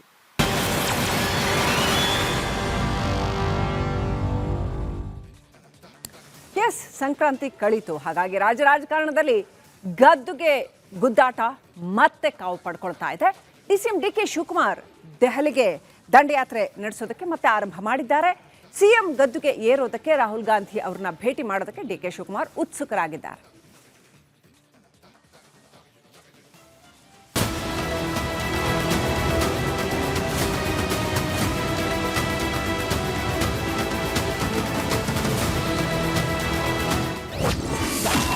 ಡಿಸಿಎಂ ಡಿಕೆಶಿ ಮತ್ತೆ ದೆಹಲಿ ದಂಡಯಾತ್ರೆ. ಸಿಎಂ ಪಟ್ಟಕ್ಕೆ ಪಟ್ಟು ಹಿಡಿತಾರಾ ಬಂಡೆ? ಮುಖ್ಯಮಂತ್ರಿ ಗದ್ದಿಗೆಯನ್ನು ಏರಲು ಡಿಸಿಎಂ ಡಿಕೆಶಿ ಜಾತಕ ಪಕ್ಷಿಯಂತೆ ಕಾಯ್ತಾ ಇದ್ದಾರೆ. ಹೇಗಾದ್ರೂ ಮಾಡಿ ಸಿದ್ದರಾಮಯ್ಯರನ್ನ ಸಿಎಂ ಕುರ್ಚಿಯಿಂದ ಕೆಳಗೆ ಇಳಿಸಲು ಭಾರೀ ಕಸರತ್ತು ನಡೆಸ್ತಾ ಇದ್ದಾರೆ. ಸಂಕ್ರಾಂತಿಗೆ ರಾಜಕೀಯ ಕ್ರಾಂತಿ ಅಂತ ಇದ್ದ ನಾಯಕರ ಡೆಡ್ ಲೈನ್ ಕೂಡ ಮುಗಿತು. ಕನಕಪುರ ಬಂಡೆ ಮತ್ತೆ ದೆಹಲಿ ದಂಡಯಾತ್ರೆ ಶುರು ಮಾಡಿದ್ದಾರೆ. ನಿಮ್ಮ ಕನಸಿನ ಮಾತು ರಾಹುಲ್ಗೆ ಹೇಳುವೆ. ಬೆಂಬಲಿಗರ ಬೈಕೆಯನ್ನ ರಾಹುಲ್ ಗಾಂಧಿ ಮುಂದೆ ಇಡ್ತೀರಾ ಸರ್? ನೀವು ನಿಮ್ದು ಬೈಕೇನು ನಾನು ಇಡ್ತೀನಿ. ಕುರ್ಚಿ ಕದನದಲ್ಲಿ ಸಿಎಂ ಸಿದ್ದರಾಮಯ್ಯ ಮೇಲುಗೈ. ಸಿಎಂ ಕುರ್ಚಿ ಕದನದಲ್ಲಿ ಸಿದ್ದರಾಮಯ್ಯ ಮೇಲುಗೈ ಸಾಧಿಸಿದ್ದಾರೆ. ಕಾಂಗ್ರೆಸ್ ಹಿರಿಯ ನಾಯಕರು ಮಾತ್ರವಲ್ಲ, ಅನ್ಯ ಪಕ್ಷದ ನಾಯಕರು ಕೂಡ ಬ್ಯಾಟ್ ಬೀಸ್ತಿದ್ದಾರೆ. ನಾಯಕತ್ವ ಬದಲಾವಣೆ ಬೇಡ ಅಂತ ಸಿದ್ದರಾಮಯ್ಯ ಪರ ಹೈಕಮಾಂಡ್ಗೆ ವರದಿ ರವಾನಿಸಿದ್ದಾರೆ. ಕೇರಳ ತಮಿಳುನಾಡು ಎಲೆಕ್ಷನ್ ಮುಗಿಯುವವರೆಗೂ ನಾಯಕತ್ವ ಬದಲಾವಣೆ ಬೇಡವೇ ಬೇಡ ಅಂತ ರಿಪೋರ್ಟ್ ಸಲ್ಲಿಸಿದ್ದಾರೆ.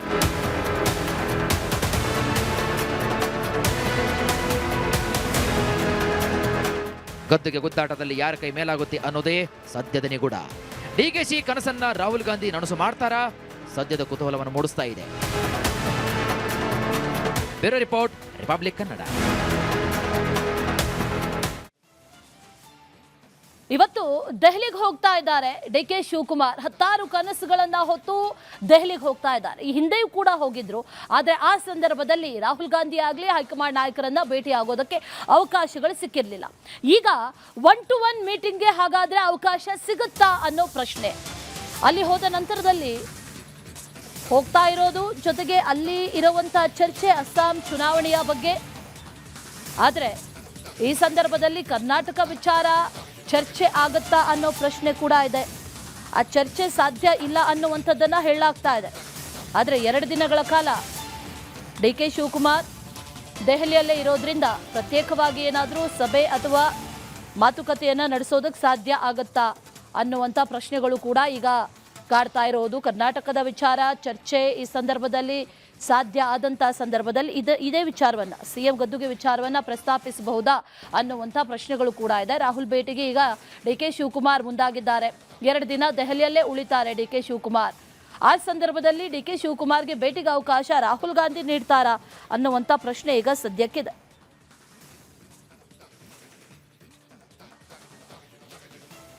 ಇದೇ ವಿಚಾರಕ್ಕೆ ಸಂಬಂಧಪಟ್ಟಂತೆ ಡೀಟೇಲ್ಸ್ ಅನ್ನ ಕೊಡ್ತಾರೆ ನಮ್ಮ ಪ್ರತಿನಿಧಿ ಬಸವರಾಜ್. ನೇರ ಸಂಪರ್ಕದಲ್ಲಿ ಜಾಯಿನ್ ಆಗ್ತಾ ಇದ್ದಾರೆ. ಬಸವರಾಜ್, ಈ ಹಿಂದೆ ಕೂಡ ಅನೇಕ ಬಾರಿ ದೆಹಲಿಗೆ ಹೋದಂತಹ ಸಂದರ್ಭದಲ್ಲಿ ಮೀಟಿಂಗ್ ಸಾಧ್ಯ ಆಗಿರಲಿಲ್ಲ. ಈಗ 2 ದಿನಗಳ ಕಾಲ ಇರ್ತಾರೆ. ಅದರಲ್ಲೂ ಅಸ್ಸಾಂನ ಈ ಚರ್ಚೆಗಳು ನಡೆದ ನಂತರದಲ್ಲಿ ಏನಾದರೂ ಡಿಸಿಎಂ ಡಿಕೆ ಶಿವಕುಮಾರ್ಗೆ ರಾಹುಲ್ ಗಾಂಧಿ ಅವರ ಜೊತೆ ಭೇಟಿಗೊಂದು ಅವಕಾಶ ಸಿಗುತ್ತಾ ಅನ್ನುವಂಥ ಪ್ರಶ್ನೆಗಳು ಈಗ ಸದ್ಯಕ್ಕಿರೋದು. ಅದರಲ್ಲೂ ಸಂಕ್ರಾಂತಿಯ ನಂತರದಲ್ಲಿ ಕ್ರಾಂತಿ ಆಗುತ್ತೆ ಅನ್ನುವಂಥ ವಿಚಾರ. ಏನಾದರೂ ಬದಲಾವಣೆಗಳಾಗುವಂಥ ಸಾಧ್ಯತೆಗಳಿದೆಯಾ? ಡೀಟೇಲ್ಸ್ ಅನ್ನ ಕೊಡೋದಾದ್ರೆ.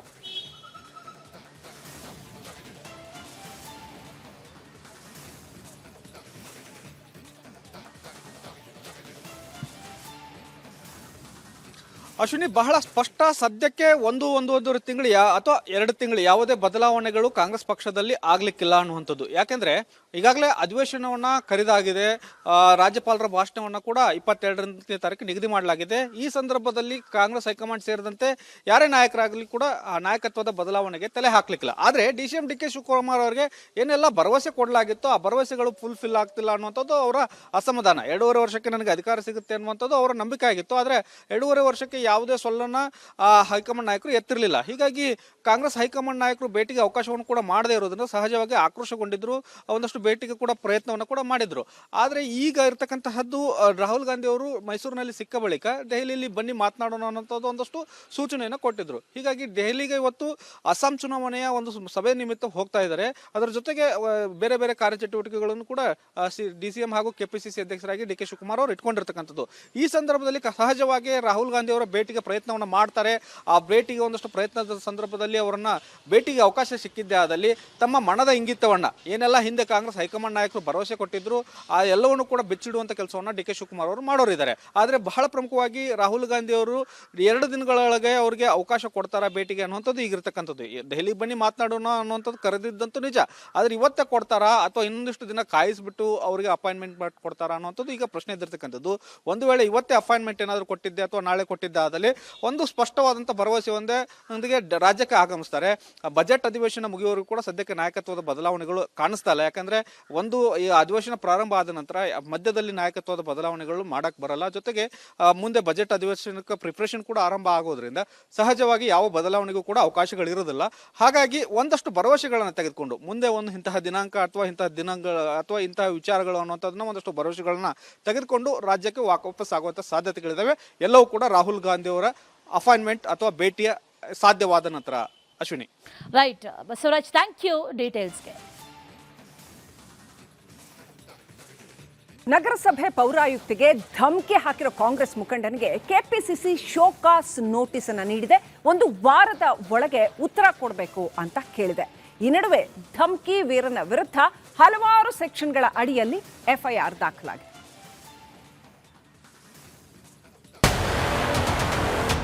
ನೀವು ಹಂಗೆಲ್ಲ ಮಾತಾಡಬೇಡಿ ಅಂತ ತಿಳ್ಕೊಂಡ್ರೆ ಮನುಷ್ಯ ಅಲ್ಲ ನಾನು ಹೇಳಿರ್ತೀನಿ. ಈಗ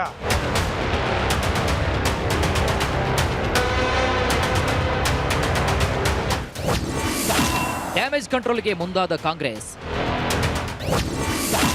ರಾಜುಗೌಡಗೆ ಕೆಪಿಸಿಸಿ ಶೋಕಾಸ್ ನೋಟಿಸ್. ಶಿಡ್ಲಘಟ್ಟದಲ್ಲಿ ಬ್ಯಾನರ್ ತೆರವು ವಿಚಾರಕ್ಕೆ ಪೌರಾಯುಕ್ತೆ ಅಮೃತಗೌಡ್ಗೆ ರಾಜುಗೌಡ ಬೆದರಿಕೆ ಹಾಕಿ ಇಕ್ಕಟ್ಟಿಗೆ ಸಿಲುಕಿದ್ದಾರೆ. ಅಧಿಕಾರಿಗೆ ನಿಂದಿಸಿ ಸಂಕಷ್ಟವನ್ನು ಅನುಭವಿಸ್ತಾ ಇದ್ದಾನೆ. ಈ ಧಮಕಿ ವೀರನಿಂದ ಪಕ್ಷಕ್ಕೆ ಡ್ಯಾಮೇಜ್ ಆಗೋ ಮುನ್ಸೂಚನೆ ಅರಿತ ಕೆಪಿಸಿಸಿ ಇದೀಗ ಎಚ್ಚೆತ್ತುಕೊಂಡಿದೆ. ಕಾಂಗ್ರೆಸ್ ಮುಖಂಡನಿಗೆ ಕಾರಣ ಕೇಳಿ ಕೆಪಿಸಿಸಿ ಕಾರ್ಯಾಧ್ಯಕ್ಷ ಜಿಸಿ ಚಂದ್ರಶೇಖರ್ ಶೋಕಾಸ್ ನೋಟಿಸ್ ಜಾರಿ ಮಾಡಿದ್ದಾರೆ. ನಗರಸಭೆ ಪೌರಾಯುಕ್ತರಿಗೆ ನಿಂದನೆ ಬಗ್ಗೆ ಸ್ಪಷ್ಟನೆ ನೀಡಿ. ಇಂತಹ ಪದಪ್ರಯೋಗದಿಂದ ಪಕ್ಷಕ್ಕೆ ಮುಜುಗರ ಆಗುತ್ತೆ. ಪಕ್ಷದ ಶಿಸ್ತು ಉಲ್ಲಂಘಿಸಿದ್ದಕ್ಕೆ ಶೋಕಾಸ್ ನೋಟಿಸ್ ನೀಡಲಾಗಿದೆ. ವಾರದ ಒಳಗೆ ಈ ಬಗ್ಗೆ ಸೂಕ್ತ ಸಮಜಾಯಿಸಿ ನೀಡಬೇಕು. ಇಲ್ಲವಾದಲ್ಲಿ ಶಿಸ್ತು ಕ್ರಮವನ್ನು ಕೈಗೊಳ್ಳಲಾಗುವುದು ಅಂತ ರಾಜುಗೌಡಗೆ ಕೆಪಿಸಿಸಿ ನೋಟಿಸ್ ಜಾರಿ ಮಾಡಿದೆ. ರಾಜುಗೌಡ ಪರ ಕೆಲ ನಾಯಕರ ಮೃದು ಧೋರಣೆ. ಧಮಕಿ ವೀರನ ರದ್ದಾಂತ ಕಾಂಗ್ರೆಸ್ ಸರ್ಕಾರಕ್ಕೆ ಮುಜುಗರ ಉಂಟು ಮಾಡಿದೆ. ರಾಜುಗೌಡ ಪರ ಸಚಿವ ಕೆಎಚ್ ಮುನಿಯಪ್ಪ ಸೇರಿ ಕೆಲವೊಂದಿಷ್ಟು ನಾಯಕರು ಮೃದು ಧೋರಣೆಯನ್ನು ಅನುಸರಿಸ್ತಾ ಇದ್ದಾರೆ. ಪಕ್ಷಕ್ಕೆ ಮುಜುಗರ ತಪ್ಪಿಸಲು ಕೆಪಿಸಿಸಿ ನೋಟಿಸ್ ಜಾರಿ ಮಾಡಿದೆ.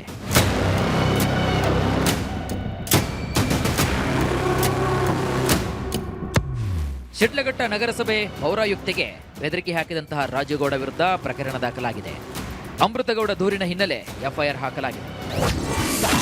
ಬಿಎನ್ಎಸ್ ಸೆಕ್ಷನ್ 132ರ ಪ್ರಕಾರ ಕೆಲಸಕ್ಕೆ ಅಡ್ಡಿ ಬೆದರಿಕೆ ಆರೋಪ ಹಿನ್ನೆಲೆ ರಾಜುಗೌಡ ವಿರುದ್ಧ ಎಫ್ಐಆರ್ ದಾಖಲಾಗಿದೆ. ಬಿಎನ್ಎಸ್ ಸೆಕ್ಷನ್ 351 ಹಾಗೂ 3ರ ಪ್ರಕಾರ ಸರ್ಕಾರಿ ಕಚೇರಿಗೆ ಬೆಂಕಿ ಹಚ್ಚುವ ಧಮಕಿ, ಮಹಿಳೆಯ ಚಾರಿತ್ರ್ಯವಧಿ ಆರೋಪ ಹಿನ್ನೆಲೆ ದೂರು ದಾಖಲಾಗಿದೆ. ಬಿಎನ್ಎಸ್ ಸೆಕ್ಷನ್ 56ರ ಪ್ರಕಾರ ಅಪರಾಧಕ್ಕೆ ಪ್ರಚೋದನೆ ಅಥವಾ ಪ್ರೇರಣೆ ಆರೋಪ. ಬಿಎನ್ಎಸ್ ಸೆಕ್ಷನ್ 224ರ ಪ್ರಕಾರ ನೌಕರನಿಗೆ ದೈಹಿಕ ಅಥವಾ ಮಾನಸಿಕ ತೇಜೋವಧೆ ಮಾಡಿರುವುದು. ಬಿಎನ್ಎಸ್ ಸೆಕ್ಷನ್ 352ರ ಅಡಿ ಶಾಂತಿ ಭಂಗಕ್ಕೆ ಪ್ರಚೋದನೆ ನೀಡಿದ ಆರೋಪ ಸೇರಿ ಒಟ್ಟು 4 ಸೆಕ್ಷನ್ಗಳ ಅಡಿ ರಾಜುಗೌಡ ವಿರುದ್ಧ ಎಫ್ಐಆರ್ ದಾಖಲು ಮಾಡಲಾಗಿದೆ. Bureau report, republic Kannada. ನಟಿ ಕಾರುಣ್ಯ ರಾಮ್ ತಂಗಿ ಸಮೃದ್ಧಿ ಈಕೆಯ ವಿರುದ್ಧ ಮತ್ತೊಂದು ದೂರು. ಈಗಾಗಲೇ ನಟಿ ಕಾರುಣ್ಯ ರಾಮ್ ಸಮೃದ್ಧಿ ವಿರುದ್ಧ ದೂರನ್ನ ಕೊಟ್ಟಿದ್ದಾರೆ. 25 ಲಕ್ಷ ಬೆಟ್ಟಿಂಗ್ ಅಲ್ಲಿ ಕಳ್ಕೊಂಡಿದ್ದಾರೆ ಅನ್ನುವಂಥ ವಿಚಾರಕ್ಕೆ ಸಂಬಂಧಪಟ್ಟಂತೆ ಅದರ ಜೊತೆಯಲ್ಲಿ ಈಗ ಮತ್ತೊಂದು ದೂರು ಕೂಡ ದಾಖಲಾಗಿರೋದು. ಆದರೆ ಈ ದೂರು ಈಗ ದಾಖಲಾಗಿರೋದಲ್ಲ. ಕಳೆದ ವರ್ಷ 2025ರ ಆಗಸ್ಟ್ 11ರಂದೇ ಒಂದು NCR ದಾಖಲಾಗಿರುತ್ತೆ. ಕೆಂಗೇರಿ ಪೊಲೀಸ್ ಠಾಣೆಗೆ ಕಪಿಲ್ ಅನ್ನೋರು ದೂರನ್ನ ಕೊಟ್ಟಿದ್ದಾರೆ. ಕಪಿಲ್ ಬಳಿ 4 ಲಕ್ಷ ಹಣವನ್ನ ಸಾಲವಾಗಿ ಪಡೆದುಕೊಂಡಿದ್ರಂತೆ ಸಮೃದ್ಧಿ. ಕೇವಲ 2 ತಿಂಗಳು ಮಾತ್ರ ಸ್ವಲ್ಪ ಹಣ ವಾಪಸ್ ಕೊಟ್ಟಿದ್ರು. ಆದ್ರೆ ಆ ನಂತರ ಕೇಳಿದ್ರೆ ಏನೋ ಒಂದು ಸಬೂಬ್ ಹೇಳ್ತಾ ಇದ್ರು, ದುಡ್ಡು ಕೊಟ್ಟಿಲ್ಲ ವಾಪಸ್. ಇದರಿಂದ ಬೇಸತ್ತು ಪೊಲೀಸ್ ಕಂಪ್ಲೇಂಟ್ ಕೊಟ್ಟಿದ್ದಾರೆ ಕಪಿಲ್ ಸಮೃದ್ಧಿಗೆ ಹಣ ನೀಡಿರುವಂತ ದಾಖಲೆ ಈಗ ರಿಪಬ್ಲಿಕ್ ಕನ್ನಡಕ್ಕೆ ಲಭ್ಯ ಆಗಿದೆ. ನಟಿ ಕಾರುಣ್ಯ ರಾಮ್ ತಂಗಿ ವಿರುದ್ಧ ಈಗ ಮತ್ತೊಂದು ದೂರು ದಾಖಲಾಗಿರೋದು. 2025ರಂದು ದಾಖಲಾಗಿರುವಂತಹ ದೂರು. ಆಗ್ಲೂ ಕೂಡ ಕಪಿಲ್ ಅನ್ನೋರಿಂದ ದುಡ್ಡು ತಗೊಂಡಿರೋದು 4 ಲಕ್ಷ ತಗೊಂಡಿದ್ದಾರೆ ಅನ್ನುವಂಥ ವಿಚಾರ. ಅಲ್ಲಿ ಟ್ರಾನ್ಸ್ಫರ್ ಆಗಿರುವಂತಹ ಡೀಟೇಲ್ಸ್ ಅನ್ನ ಗಮನಿಸ್ತಾ ಇದ್ದೀವಿ. ಕಪಿಲ್ ಸಮೃದ್ಧಿಗೆ ಟ್ರಾನ್ಸ್ಫರ್ ಮಾಡಿರುವಂತಹ ಡೀಟೇಲ್ಸ್ ಅದು 2023ನೇ ಮಾರ್ಚ್ಗೆ 3,81,000 ಅನ್ನುವಂಥದ್ದನ್ನ ತೋರಿಸ್ತಾ ಇದೆ. ಅದನ್ನ ಸಮೃದ್ಧಿಗೆ ನಾನು ಟ್ರಾನ್ಸ್ಫರ್ ಮಾಡಿದ್ದೆ ಅನ್ನುವಂಥದ್ದನ್ನ ಅವ್ರು ಹೇಳ್ತಾ ಇದ್ದಾರೆ. ಇದೇ ವಿಚಾರಕ್ಕೆ ಸಂಬಂಧಪಟ್ಟಂತೆ 2 ವರ್ಷ ಕಾದ್ರು. ಆ ನಂತರದಲ್ಲಿ 2025ರಲ್ಲಿ ದುಡ್ಡು ವಾಪಸ್ ಬಂದಿಲ್ಲ. ಕಂಪ್ಲೇಂಟ್ ಕೊಟ್ಟಿದ್ರು. NCR ಕೂಡ ದಾಖಲಾಗಿತ್ತು ಸಮೃದ್ಧಿ ವಿರುದ್ಧ. 4 ಲಕ್ಷ ಕೊಟ್ಟಿದ್ರು ಅನ್ನುವಂಥ ವಿಚಾರ.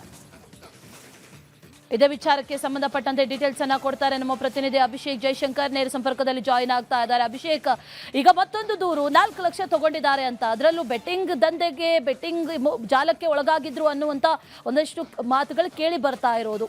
ಈಗ ಕಪಿಲ್ ದುಡ್ಡು ಕೊಟ್ಟಿದ್ಯಾವಾಗ, ಈಕೆ ತಗೊಂಡಿದ್ಯಾವಾಗ, ಜೊತೆಲಿ ವಾಪಸ್ ಕೊಟ್ಟಿಲ್ವಾ, ಏನಾಗ್ತಾ ಇದೆ ಈಕೆ ವಿರುದ್ಧ, ಅದರ ಜೊತೆಯಲ್ಲಿ ಇನ್ನಿತರ ಕಡೆಗಳಿಂದಲೂ ಕೂಡ ಒಂದಷ್ಟು ಮಾಹಿತಿಗಳು ಕೇಳಿ ಬರ್ತಾ ಇರೋದು, ಇನ್ನಷ್ಟು ದುಡ್ಡು ತಗೊಂಡಿದ್ರು ಅಂತ. ಏನೇನು ಮಾಹಿತಿ ಇದೆ ಎಲ್ಲ ವಿಚಾರಗಳಿಗೆ ಸಂಬಂಧಪಟ್ಟಂತೆ ಅಭಿಷೇಕ್?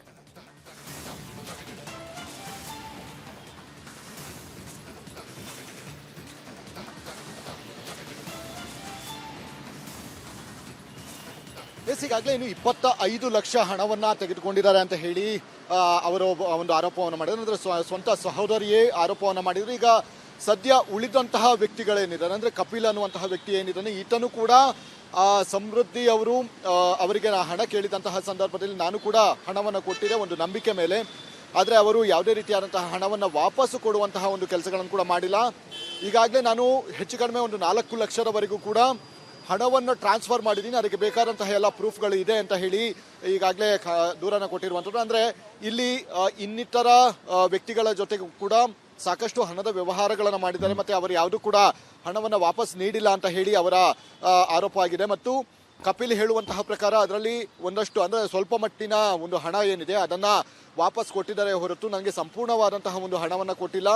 ನಾನು 2 ವರ್ಷಗಳಿಂದಲೂ ಕೂಡ ಸಾಕಷ್ಟು ಆಕೆಯನ್ನು ಒಂದು ವಿನಂತಿಯನ್ನು ಮಾಡಿದ್ದೀನಿ, ಅಂದರೆ ನನಗೆ ಕೂಡ ಕಷ್ಟ ಇದೆ, ಹೀಗಾಗಿ ನನ್ನ ಹಣವನ್ನು ವಾಪಸ್ ಕೊಡು ಅಂತ ಹೇಳಿ ಆಕೆಗೆ ರಿಕ್ವೆಸ್ಟ್ ಕೂಡ ಮಾಡಿದ್ದೀನಿ. ಆದರೆ ಯಾವಾಗ ಇವರು ಫೋನನ್ನು ರಿಸೀವ್ ಮಾಡ್ತಾ ಇಲ್ಲ ಮತ್ತು ಫೋನ್ಗಳನ್ನು ಸ್ವಿಚ್ ಆಫ್ ಮಾಡುವಂಥದ್ದು ಮತ್ತು ನಂಬರ್ ಬ್ಲಾಕ್ ಮಾಡುವಂತಹ ಒಂದು ಸಂದರ್ಭ ಯಾವಾಗ ಬರ್ತದೋ ಡೈರೆಕ್ಟಾಗಿ ಪೊಲೀಸರ ಬಳಿ ಹೋಗಿ ಕಂಪ್ಲೇಂಟನ್ನು ಮಾಡುವಂತಹ ಒಂದು ಕೆಲಸಗಳನ್ನು ಮಾಡಿದೆ. ಅಂದರೆ ಈ ಕೈಯಿಂದ ಹಣವನ್ನು ನನಗೆ ಕೊಡಿಸಿ ಅಂತ ಹೇಳಿ ಒಂದು NCR ಅನ್ನು ಕೂಡ ಮಾಡಲಾಗಿದೆ.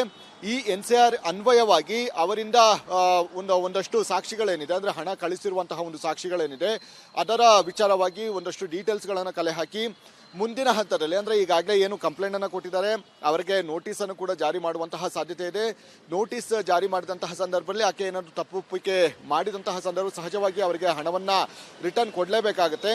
ಆದರೆ ಈಗ ಅವರ ಸಹೋದರಿ ಹೇಳುವಂತಹ ಪ್ರಕಾರ ನನ್ನ ಮನೆಯಲ್ಲಿದ್ದಂತಹ ಅಷ್ಟು ಹಣ ಏನಿದೆ ಅದೆಲ್ಲವೂ ಕೂಡ ಆಕೆ ಆನ್ಲೈನ್ ಬೆಟ್ಟಿಂಗಲ್ಲಿ ಇದು ಮಾಡಿದ್ದಾರೆ, ಅಂದರೆ ಎಲ್ಲವನ್ನು ಕೂಡ ಕಳ್ಕೊಂಡಿದ್ದಾರೆ. ಹೀಗಾಗಿ ಆಕೆಯ ಬಳಿ ಕೂಡ ಹಣ ಸದ್ಯದ ಮಟ್ಟಿಗೆ ಇಲ್ಲ. ಹೀಗಾಗಿ ಸ್ವಲ್ಪ ದಿನದವರೆಗೂ ಟೈಮನ್ನು ಕೊಟ್ಟು ಪೊಲೀಸರ ಒಂದು ಅಂದರೆ ಮಧ್ಯಸ್ಥಿಕೆಯಲ್ಲಿ ಇಂತಹ ದಿನಾಂಕದಂದು ಹಣವನ್ನು ತಲುಪಿಸುವಂತಹ ಒಂದು ವ್ಯವಸ್ಥೆಯನ್ನು ಮಾಡುವಂತಹ ಸಾಧ್ಯತೆಗಳು ಕೂಡ ಮುಂದಿನ ಹಂತದಲ್ಲಿ ಇದೆ ಅಂತಲೇ ಹೇಳ್ಬೋದಾಗಿದೆ. ಈಗ ಸದ್ಯ ದೂರಿನ ಮೇಲೆ ದೂರು ಆಗ್ತಾನೇ ಇದೆ ಸಮೃದ್ಧಿ ಅವರ ಮೇಲೆ. ಇನ್ನು ಎಷ್ಟು ಜನರಿಂದ ಈಕೆ ಹಣವನ್ನು ಪಡೆದುಕೊಂಡಿದ್ದಾಳೆ ಅನ್ನುವಂಥದ್ದು ಕೂಡ ಮುಂದಿನ ಹಂತದಲ್ಲಿ ಎಷ್ಟು ಜನರು ಕಂಪ್ಲೇಂಟ್ ಕೊಡ್ತಾರೆ ಅನ್ನೋದ್ರ ಮೇಲೆ ಡಿಪೆಂಡ್ ಆಗಿರುತ್ತೆ. ರೈಟ್ ಅಭಿಷೇಕ್, ಥ್ಯಾಂಕ್ ಯು ಡೀಟೇಲ್ಸ್ಗೆ. ಜೈಲುಗಳಲ್ಲಿ ಖೈದಿಗಳಿಗೆ ರಾಜಾತಿಥ್ಯ ಕೊಡ್ತಾ ಇದ್ದಂತಹ ಪ್ರಕರಣಕ್ಕೆ ಸಂಬಂಧಪಟ್ಟಂತೆ ಹೊಸ ರೂಲ್ಸ್, ಟಫ್ ರೂಲ್ಸ್ನ ಸರ್ಕಾರ ಜಾರಿ ಮಾಡೋದಕ್ಕೆ ಹೊರಟಿದೆ. ಆ ಕುರಿತಾಗಿ ಸರ್ಕಾರಕ್ಕೆ ಒಂದು ಶಿಫಾರಸನ್ನ ಕೂಡ ಕೊಡಲಾಗಿದೆ. ಕರ್ನಾಟಕದ ಎಲ್ಲ ಕಾರಾಗೃಹಗಳಿಗೆ ಹೊಸ ನಿಯಮಗಳು ಅಪ್ಲೈ ಆಗತ್ತೆ ಅಂತ ಹೇಳಲಾಗಿದೆ, ಆಗಬೇಕು ಅಂತ ಶಿಫಾರಸು ಮಾಡಲಾಗಿದೆ. 3 ವರ್ಷ ಒಂದೇ ಕಡೆ ಇರುವಂತಹ ಅಧಿಕಾರಿಗಳು ಯಾರ್ಯಾರಿದ್ದಾರೆ, ಸಿಬ್ಬಂದಿಗಳು ಯಾರ್ಯಾರಿದ್ದಾರೆ ಅವರನ್ನ ವರ್ಗಾವಣೆ ಮಾಡಬೇಕು. ಬ್ಯಾರಕ್ ಒಳಗಡೆ ಕಡ್ಡಾಯವಾಗಿ CCTV ಅಳವಡಿಕೆ ಮಾಡಬೇಕು. ಜೈಲು ಸಿಬ್ಬಂದಿಗೆ ಬಾಡಿ ಓನ್ ಕ್ಯಾಮೆರಾ ಕಡ್ಡಾಯ. ಖೈದಿಗಳಿಗೆ ಹೊರಗಿನ ಊಟ, ತಿಂಡಿ, ಹಣ್ಣು ಇದೆಲ್ಲ ನಿಷೇಧ ಮಾಡಬೇಕು. ಹಾಗಂತ ಸರ್ಕಾರಕ್ಕೆ ADGP ನೇತೃತ್ವದ ಉನ್ನತ ಮಟ್ಟದ ಸಮಿತಿ ಶಿಫಾರಸು ಮಾಡಿದೆ. ADGP ಆರ್ ಹಿತೇಂದ್ರ ನೇತೃತ್ವದ ಸಮಿತಿ ಶಿಫಾರಸು ಮಾಡಿದೆ. ಏನೆಲ್ಲ ಇತ್ತು ನೋಡಿ ಜೈಲಲ್ಲಿ, ಎಣ್ಣೆ ಬಾಟ್ಲು ಫುಲ್ ಡಿಸ್ಪ್ಲೇ ಅಷ್ಟೇ ಯಾಕೆ, ಪರಪನಾಗ್ರಹಾರದಲ್ಲಿ ಜೈಲೊಳಗೆ ಎಣ್ಣೆ ತಯಾರಿಕೆ ಕೂಡ ನಡೀತಿತ್ತು, ಪಾರ್ಟಿ ನಡೀತಿತ್ತು, ಬರ್ತ್ಡೇ ಪಾರ್ಟಿಗಳು ನಡೀತಿದ್ವು. ರಿಪಬ್ಲಿಕ್ ಕನ್ನಡ ಇದೆಲ್ಲವನ್ನು ಕೂಡ ಸರಣಿ ವಿಡಿಯೋಗಳ ಮುಖಾಂತರ ಪಬ್ಲಿಕ್ ಮಾಡಿತ್ತು.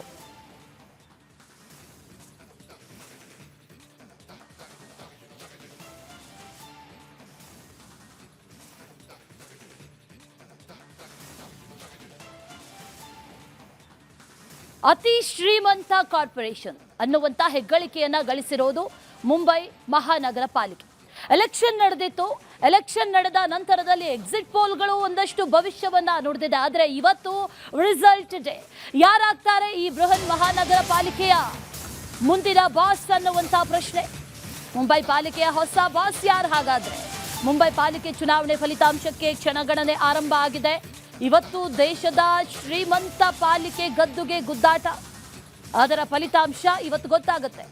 ಬಿಜೆಪಿ ಮೈತ್ರಿಕೂಟ ಹಾಗೂ ಠಾಕ್ರೆ ಸಹೋದರರ ನಡುವೆ ಕದನ, ನೇರ ಹಣಾಹಣಿಯಲ್ಲಿ ಯಾರಿಗೆ ಮುಕುಟ ಅನ್ನುವಂಥ ಕೌತುಕ ಈಗ ಸದ್ಯಕ್ಕಿರೋದು. ಇವತ್ತು ಮತ ಎಣಿಕೆ ಎಕ್ಸಿಟ್ ಪೋಲ್ ಹೇಳ್ತಾ ಇರೋ ಪ್ರಕಾರ ಬಿಜೆಪಿ ಹಾಗೂ ಶಿವಸೇನೆ ಮೈತ್ರಿಕೂಟಕ್ಕೆ ಭರ್ಜರಿ ಗೆಲುವು ಸಿಗುತ್ತೆ ಅನ್ನುವಂಥದ್ದನ್ನ ಹೇಳಲಾಗ್ತಾ ಇದೆ. ಆದರೆ ಏನಾಗುತ್ತೆ ಅನ್ನುವಂಥ ಕುತೂಹಲ. ಮತ ಎಣಿಕೆಗೆಲ್ಲ ರೀತಿಯ ಸಿದ್ಧತೆಗಳನ್ನು ಕೂಡ ಮಾಡ್ಕೊಂಡಿರೋದನ್ನು ಕೂಡ ಗಮನಿಸ್ತಾ ಇದ್ದೀವಿ. 227 ವಾರ್ಡ್ಗಳಿಗೆ ನಡೆದಿರುವಂಥ ಚುನಾವಣೆ. ಮಹಾರಾಷ್ಟ್ರದ ಈ ಪಾಲಿಕೆ ಚುನಾವಣೆ ಮತದಾನ ಮುಗೀತು. ಆ ನಂತರದಲ್ಲಿ ಇವತ್ತು ಫಲಿತಾಂಶ ಪ್ರಕಟ ಆಗತ್ತೆ. ಮತ ಎಣಿಕೆ ಬೆಳಗ್ಗೆ 10 ಗಂಟೆಯಿಂದ ಇನ್ನೇನು ಕೆಲವೇ ನಿಮಿಷಗಳಲ್ಲಿ ಮತ ಎಣಿಕೆ ಕೂಡ ಆರಂಭ ಆಗುತ್ತೆ. ಈ ಚುನಾವಣೋತ್ತರ ಸಮೀಕ್ಷೆಗಳಲ್ಲಿ ಒಂದಷ್ಟು ಸುಳಿವುಗಳನ್ನು ಕೂಡ ನೀಡಲಾಗಿದೆ. ಅದೇ ನಿಜ ಆಗುತ್ತಾ ಅಥವಾ ಅದಕ್ಕೆ ತದ್ವಿರುದ್ಧವಾದಂಥ ಫಲಿತಾಂಶಗಳು ಬರುತ್ತಾ ಅನ್ನುವಂಥ ಪ್ರಶ್ನೆಗಳು ಸದ್ಯಕ್ಕೀಗ ಇರೋದು.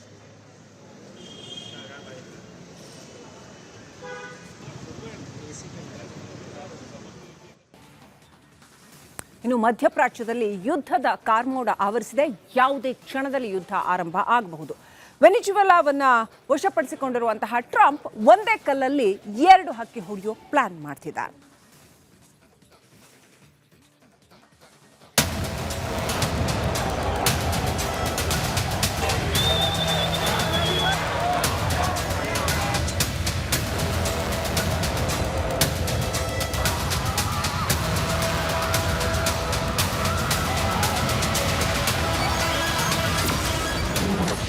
ಮಧ್ಯಪ್ರಾಚ್ಯ ಮಹಾಯುದ್ಧಕ್ಕೆ ಕೌಂಟ್ ಡೌನ್.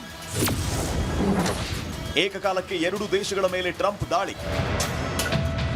ಮಧ್ಯಪ್ರಾಚ್ಯದಲ್ಲಿ ಮಹಾಯುದ್ಧದ ಕಾರ್ಮೋಡ ಆವರಿಸಿದೆ. ಹಿಂಸಾಚಾರದಿಂದ ಇರಾನ್ ಧಗ ಅಂತ ಹೊತ್ತಿ ಉರಿತಾ ಇದೆ. ಜನರ ದಂಗೆಯಿಂದ ಸರ್ವೋಚ್ಚ ನಾಯಕ ಖಮೇನಿ ಪತುರುಗುಟ್ಟಿ ಹೋಗಿದ್ದಾನೆ. ಇದಕ್ಕೆಲ್ಲ ಕಾರಣ ವಿಶ್ವದ ದೊಡ್ಡಣ್ಣ ಡೊನಾಲ್ಡ್ ಟ್ರಂಪ್.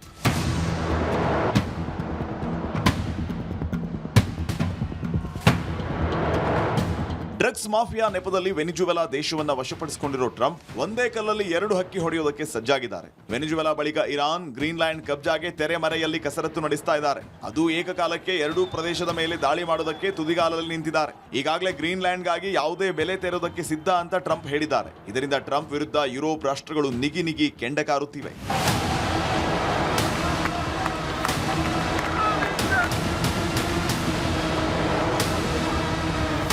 ಅಷ್ಟೇ ಅಲ್ಲದೆ ಇರಾನ್ ಮೇಲಿನ ದಾಳಿಗೆ ಅಮೆರಿಕದ aircraft carrier USS Abraham Lincoln CVN 72 Iran ಸಾಗರಕ್ಕೆ ಕಳುಹಿಸಿದೆ. ಟ್ರಂಪ್ ಗ್ರೀನ್ ಸಿಗ್ನಲ್ ಕೊಡ್ತಾ ಇದ್ದಂತೆ ಇರಾನ್ ಗ್ರೀನ್ಲ್ಯಾಂಡ್ಗೆ ನುಗ್ಗೋದಕ್ಕೆ ಯೋಧರು ರೆಡಿಯಾಗಿ ನಿಂತಿದ್ದಾರೆ. ಅತ್ತ ಅಮೆರಿಕದ ದೋಸ್ತಿ ರಾಷ್ಟ್ರ ಇಸ್ರೇಲ್ಗೆ ಇರಾನ್ ದಾಳಿ ಭೀತಿ ಶುರುವಾಗಿದೆ. ಅಮೆರಿಕ ಫೀಡಿಗಿಡಿದ್ರೆ ಇತ್ತ ಇಸ್ರೇಲ್ ಮೇಲೆ ಬಾಂಬ್ ಮಳೆ ಸುರಿಸೋದಕ್ಕೆ ಇರಾನ್ ಸಜ್ಜಾಗಿದ್ದು, ಇತ್ತ ಇದನ್ನು ಎದುರಿಸೋದಕ್ಕೆ ಇಸ್ರೇಲ್ ಕೂಡ ತಯಾರಾಗಿದೆ. ಅತ್ಯಾಧುನಿಕ ಸುಧಾರಿತ ವಾಯು ರಕ್ಷಣಾ ವ್ಯವಸ್ಥೆ ಐರನ್ ಡೋಮ್ ಗಡಿಯಲ್ಲಿ ನಿಂತಿದ್ದು, ಕ್ಷಿಪಣಿ ದಾಳಿಗೂ ಸೈ ಅಂತಿದೆ ಯಹೂದಿ ರಾಷ್ಟ್ರ.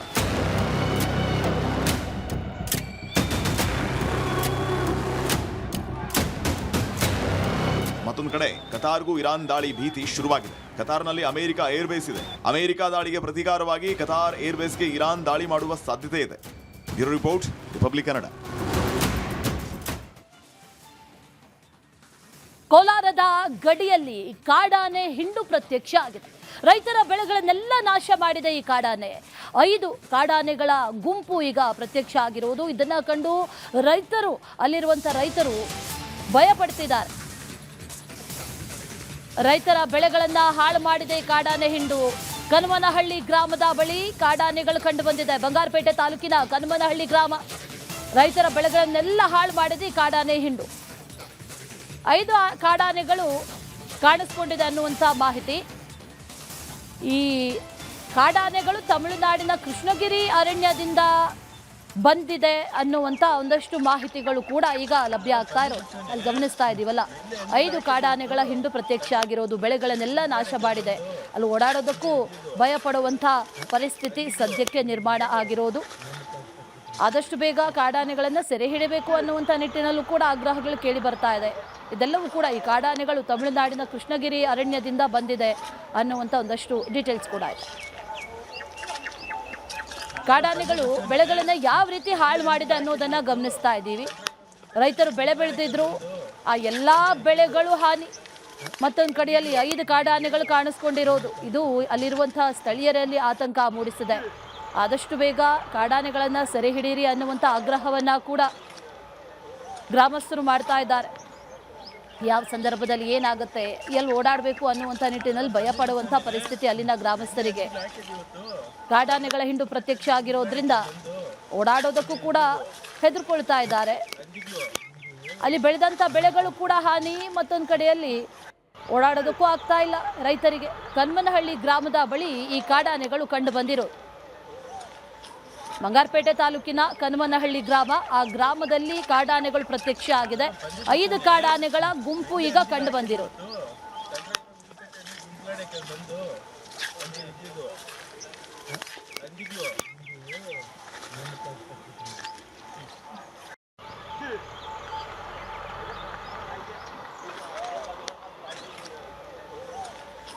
ಕಿಲ್ಲರ್ ಈ ಕಾಡಾನೆ ಸೆರೆಗೆ ಈಗ 5 ಸಾಕಾನೆಗಳು ಬಂದಿದೆ. ಹಾಸನದ ಆಲೂರಿಗೆ 5 ಸಾಕಾನೆಗಳನ್ನು ಈಗ ತರಿಸಿಕೊಳ್ಳಲಾಗಿದೆ. ಈ ಆಪರೇಷನ್ ಕಿಲ್ಲರ್ ಆನೆ ಕಾಡಾನೆ ಶುರುವಾಗ್ತಾ ಇದೆ ಇವತ್ತಿನಿಂದ. 5 ಸಾಕಾನೆಗಳನ್ನು ಕರೆಸಿಕೊಂಡಿದ್ದಾರೆ. ಅದರ ಜೊತೆಯಲ್ಲಿ ಎಲ್ಲ ರೀತಿಯ ಸಿದ್ಧತೆಗಳನ್ನು ಕೂಡ ಮಾಡಿಕೊಳ್ಳಲಾಗಿದೆ. ಕಾಡಾನೆಗಳು ಸಾಕಷ್ಟು ಆತಂಕವನ್ನು ಸೃಷ್ಟಿ ಮಾಡಿತ್ತು. ಅದರ ಜೊತೆಯಲ್ಲಿ ಅದನ್ನು ಸೆರೆ ಹಿಡಿಬೇಕು ಅನ್ನುವಂಥ ಆಗ್ರಹಗಳು ಕೂಡ ಕೇಳಿ ಬಂದಿತ್ತು. ಈಗ 5 ಸಾಕಾನೆಗಳು ಎಂಟ್ರಿ ಆಗಿದೆ. ಲಕ್ಷ್ಮಣ, ಸುಗ್ರೀವ, ಧನಂಜಯ್, ಅಯ್ಯಪ್ಪ, ಶ್ರೀರಾಮ 5 ಸಾಕಾನೆಗಳು ಈಗ ಕಾಡಾನೆ ಸೆರೆಗೆ ಆಗಮಿಸಿದೆ. ಕಡೆಗರ್ಜೆ ಗ್ರಾಮದಲ್ಲಿ ಕಾಡಾನೆ ಸೆರೆಗೆ ಎಲ್ಲ ರೀತಿಯ ತಯಾರಿಗಳನ್ನು ಮಾಡಿಕೊಳ್ಳಲಾಗಿದೆ. ದುಬಾರೆ ಆನೆ ಕ್ಯಾಂಪ್ನಿಂದ 5 ಸಾಕಾನೆಗಳು ಈಗ ಬಂದಿಳಿದಿದೆ. ಜನವರಿ 13ರಂದು ಕಾಡಾನೆ ದಾಳಿಗೆ ಶೋಭಾ ಬಲಿಯಾಗಿದ್ರು. ಒಂದು ಮಹಿಳೆಯನ್ನ ಬಲಿ ಪಡೆದಿತ್ತು ಈ ಕಾಡಾನೆ. ಮಹಿಳೆಯೊಬ್ಬರ ಸಾವಿಗೆ ಕಾರಣ ಆದಂತ ಈ ಕಾಡಾನೆಯನ್ನ ಸೆರೆ ಹಿಡಿಯುವಂತಹ ಕಾರ್ಯಾಚರಣೆ ಇದೀಗ ಈ ಹಂತಕ್ಕೆ ಬಂದು ತಲುಪಿದೆ. 5 ಸಾಕಾನೆಗಳನ್ನ ಈಗ ಕರೆಸಿಕೊಳ್ಳಲಾಗಿದೆ. ಈ ಪುಂಡಾನೆಯನ್ನ ಸೆರೆ ಹಿಡಿಯುವುದಕ್ಕೆ ಎಲ್ಲ ರೀತಿಯ ಕ್ರಮಗಳನ್ನ ಕೂಡ ಕೈಗೊಳ್ಳಲಾಗ್ತಾ ಇದೆ.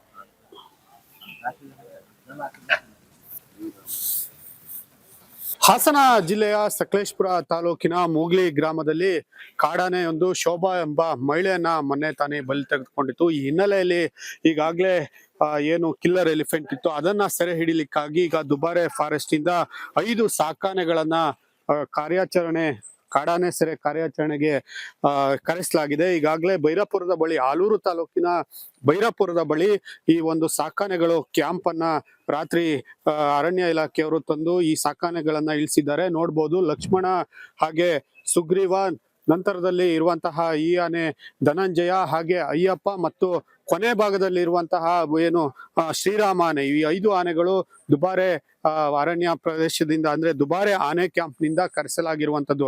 ಈಗಾಗಲೇ ಹಾಸನ ಅರಣ್ಯ ಇಲಾಖೆಯವರು ಈ ಒಂದು ಕಾಡಾನೆ ಏನು ಮಹಿಳೆಯ ಕೊಲೆಗೆ ಸಾವಿಗೆ ಕಾರಣ ಆದಂತಹ ಕಾಡಾನೆ ಏನಿತ್ತು ಅದನ್ನ ಟ್ರ್ಯಾಕಿಂಗ್ ಅಲ್ಲಿ ಇರುವಂತದ್ದು. ಸದ್ಯದಲ್ಲೇ ಇನ್ನು ಕೆಲವೇ ಗಂಟೆಯಲ್ಲಿ ಆ ಒಂದು ಏನು ಎಲ್ಲರಿಗೂ ಆತಂಕವನ್ನು ಉಂಟು ಮಾಡಿದಂತಹ ಕಾಡಾನೆ ಸೆರೆ ಕಾರ್ಯಾಚರಣೆ ಈಗ ಪ್ರಾರಂಭ ಆಗ್ಲಿಕ್ಕೆ ಶುರು ಮಾಡ್ತಾರೆ. ಹಾಗೆ ಸಕಲೇಶಪುರ ಭಾಗದಲ್ಲಿ ಈ ಕಾಡಾನೆ ಸೆರೆ ಕಾರ್ಯಾಚರಣೆ ಆಗುವಂತದ್ದು. ಖುಷ್ವಂತ್, ರಿಪಬ್ಲಿಕ್ ಕನ್ನಡ, ಹಾಸನ. ಇದರ ಕೆಂಪು ಬಣ್ಣ ಅದ್ಭುತ, ಖಾರ ಕಡಿಮೆ ಆದರೂ ರುಚಿಕರ. MDH ಕಾಶ್ಮೀರಿ.